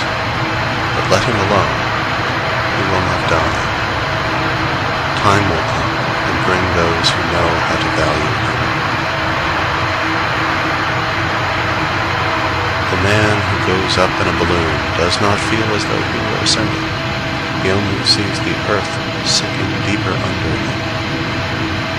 There is a mystery which only those will understand who feel the truth of it. Your estimation of a man's size will be affected by the distance at which you stand from him, but in two entirely opposite ways, according as it is his physical or his mental stature that you are considering. The one will seem smaller, farther off from you, the other greater. Nature covers all her works with a varnish of beauty, like the tender bloom that is breathed, as it were, on the surface of a peach or plum. Painters and poets lay themselves out to take off this varnish, to store it up, and give it to us to be enjoyed at our leisure.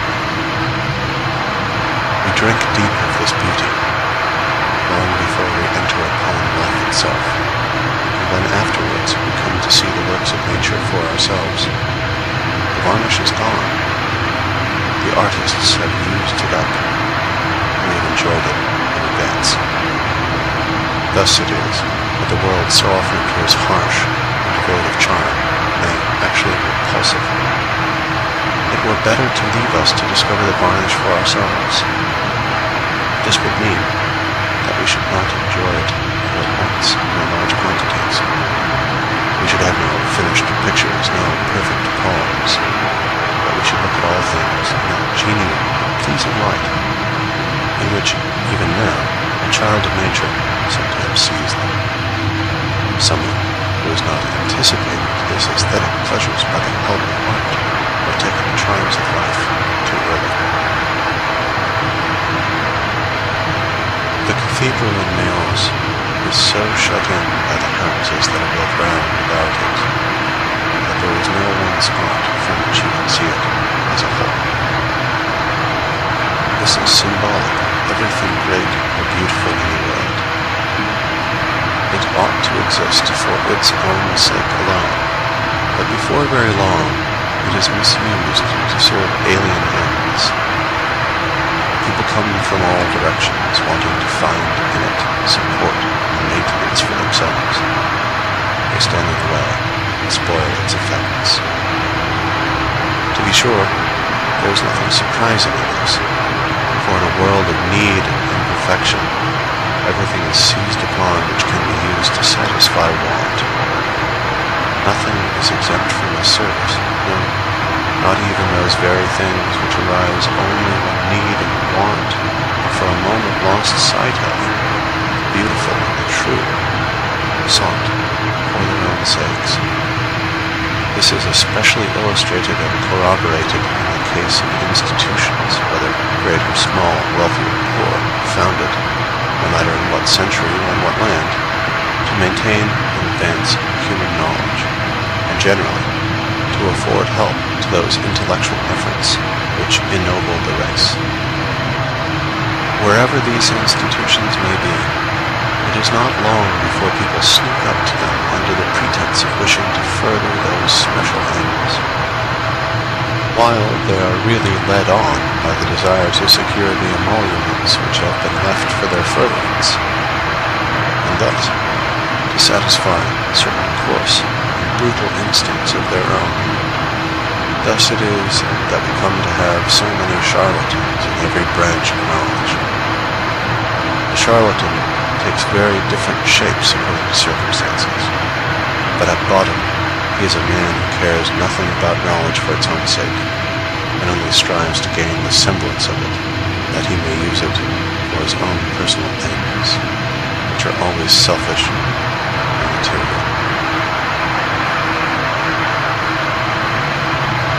Every hero is a Samson. The strong man succumbs to the intrigues of the weak and the many. And if, in the end, he loses all patience, he crushes both them and himself. Or he is like Gulliver at Lilliput, overwhelmed by an enormous number of little men. A mother gave her children Aesop's fables to read in the hope of educating and improving their minds. But they very soon brought the book back, and the eldest, wise beyond his years, delivered himself as follows: "This is no book for us. It's much too childish and stupid. You can't make us believe that foxes and wolves and ravens are able to talk. We've got beyond stories of that kind. In these young hopefuls, you have the enlightened rationalists of the future." A number of porcupines huddled together for warmth on a cold day in winter, but as they began to prick one another with their quills, they were obliged to disperse. However, the cold drove them together again, and just the same thing happened. At last, after many terms of huddling and dispersing, they discovered that they would be best off by remaining a little distance from one another.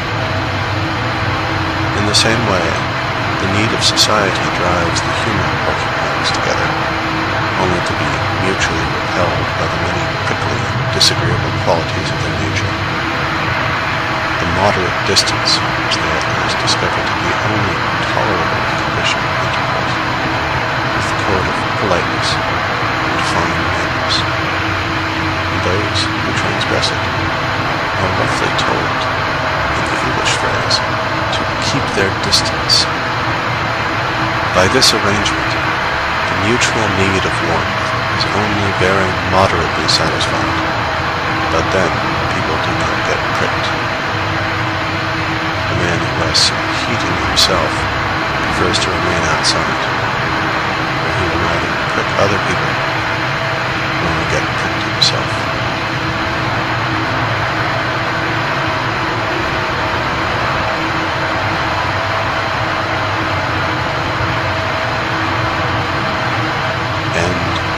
Studies in Pessimism by Schopenhauer.